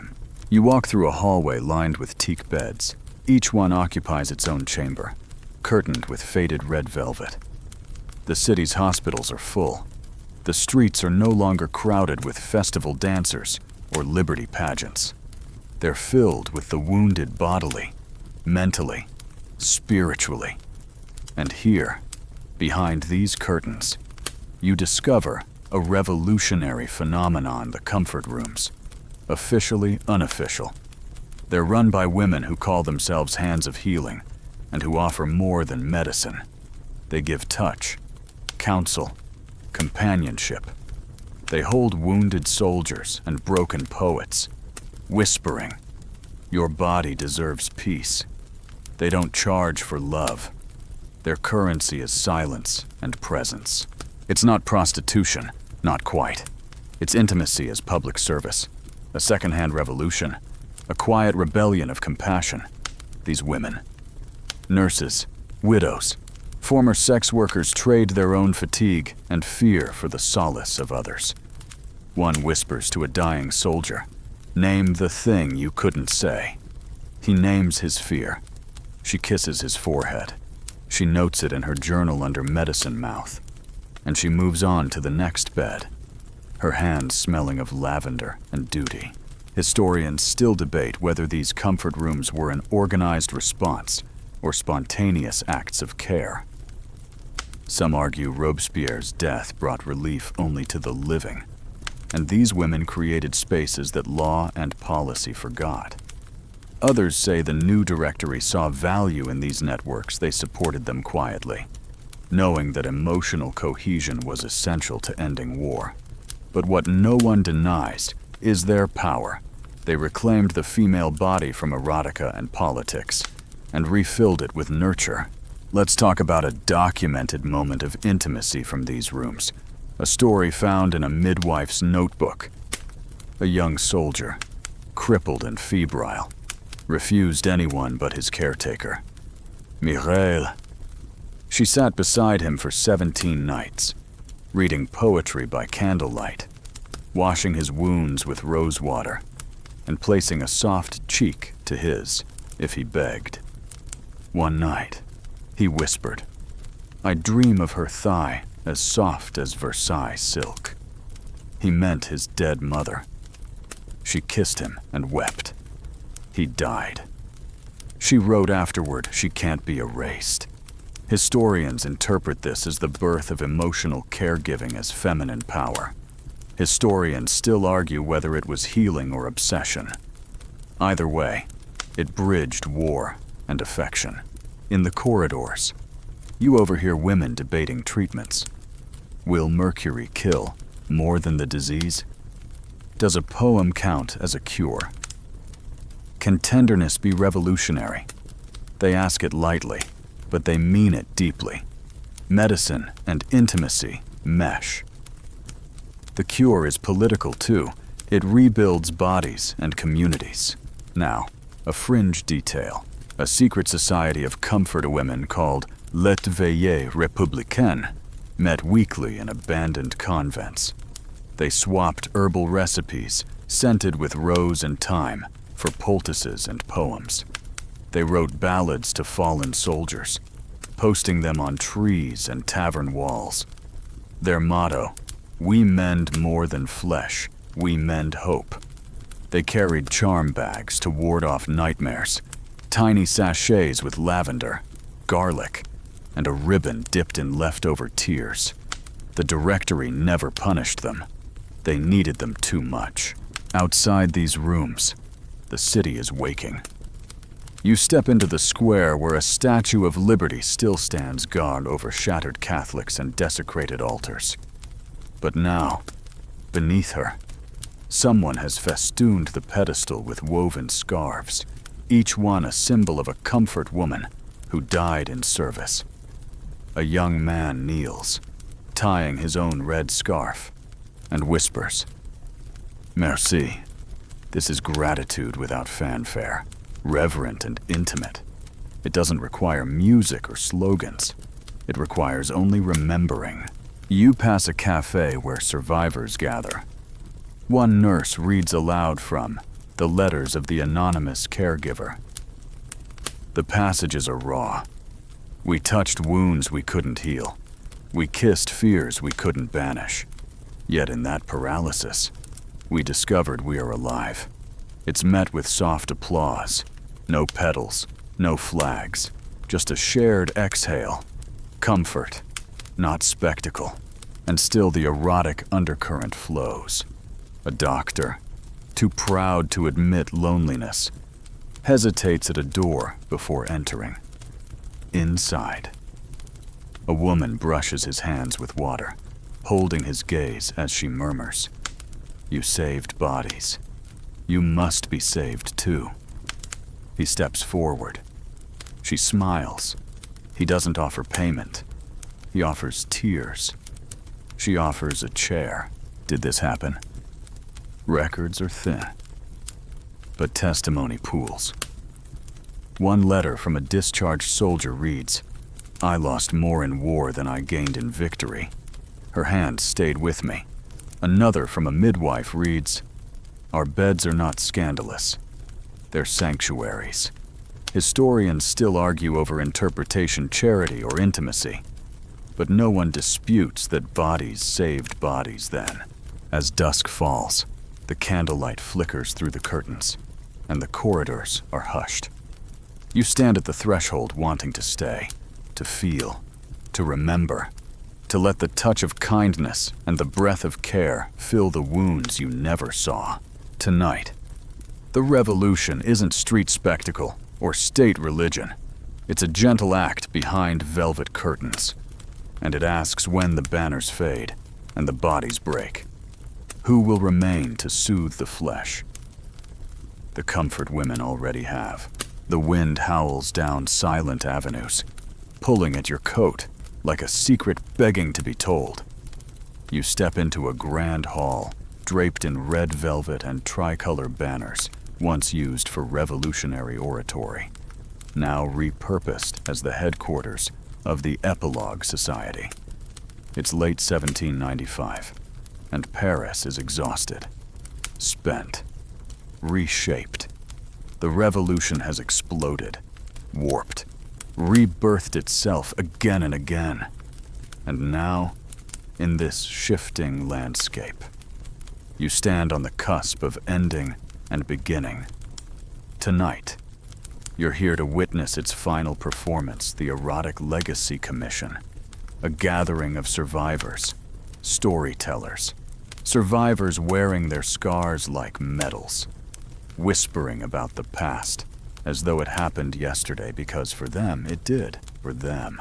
The hall smells like hesitation and old wine, like history tasting itself.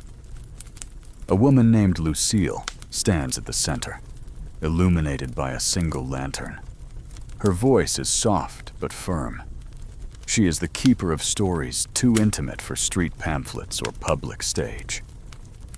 She begins, "We are here to remember not only the bodies that fought, bled, right, and loved, but the erotic tremors that shaped them." You lean in. The audience leans in.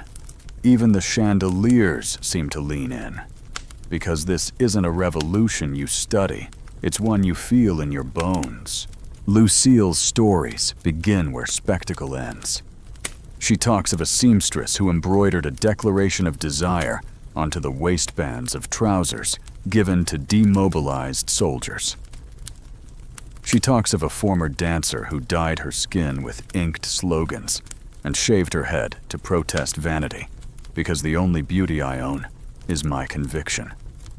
She speaks of a former abbess who taught literacy to orphaned girls in brothels, teaching them to read both brochures and bills of rights. Their bodies carried the revolution forward when armies and politicians filed. Historians still argue whether the revolution's erotic symbolism outlived its political power. But tonight's listeners know the answer. It did. Every scar, every whisper, every candlelit confession passed through flesh before it passed through paper. Here, sex wasn't ornamentation. It was generator, catalyst, witness, a tool for survival, a way to say, I was here, and it changed lives.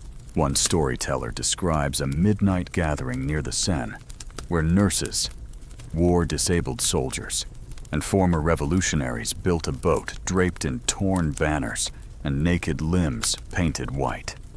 They floated it downstream with music, each note a requiem for past excess and a hymn for future hope. The river carried it away unrecorded in state annals, but those who saw it swear they watched bodies, alive, reflective, unashamed, drifting toward dawn. Now, the crowd recites the names not of generals, not of politicians, but of whisperers, dancers, scribes, lovers, clandestine mothers and fathers of memory. Each name echoes and fades, like a breath caught between heartbeats. You feel connected, even if you've never heard their names before, because their stories are universal ache and ecstasy in fierce collision. A historian in the back whispers, without these witnesses, the revolution would have been hollow. Lucille nods. She strikes a gong. A hush falls. Then she says, let's remember their last words. And as the audience recites passages from secret diaries, I undress to write. I write to undress. You recognize the closing chord. The revolution's heartbeat has slowed, but its pulse remains. It beats inside the stories that refuse to die. Then, Lucille lowers the lantern. Darkness. You're all holding hands. No slogans, no banners, just presence. The revolution wasn't finished because the violence stopped. It was finished because the bodies started to speak for themselves.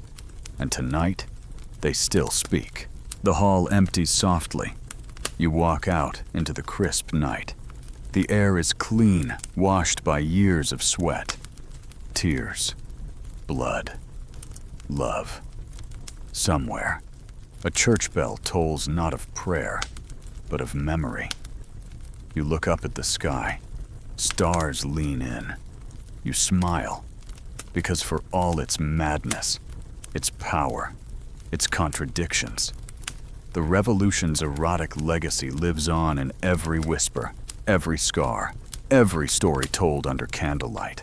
Now, the hall is empty, but the echoes linger soft, persistent, alive.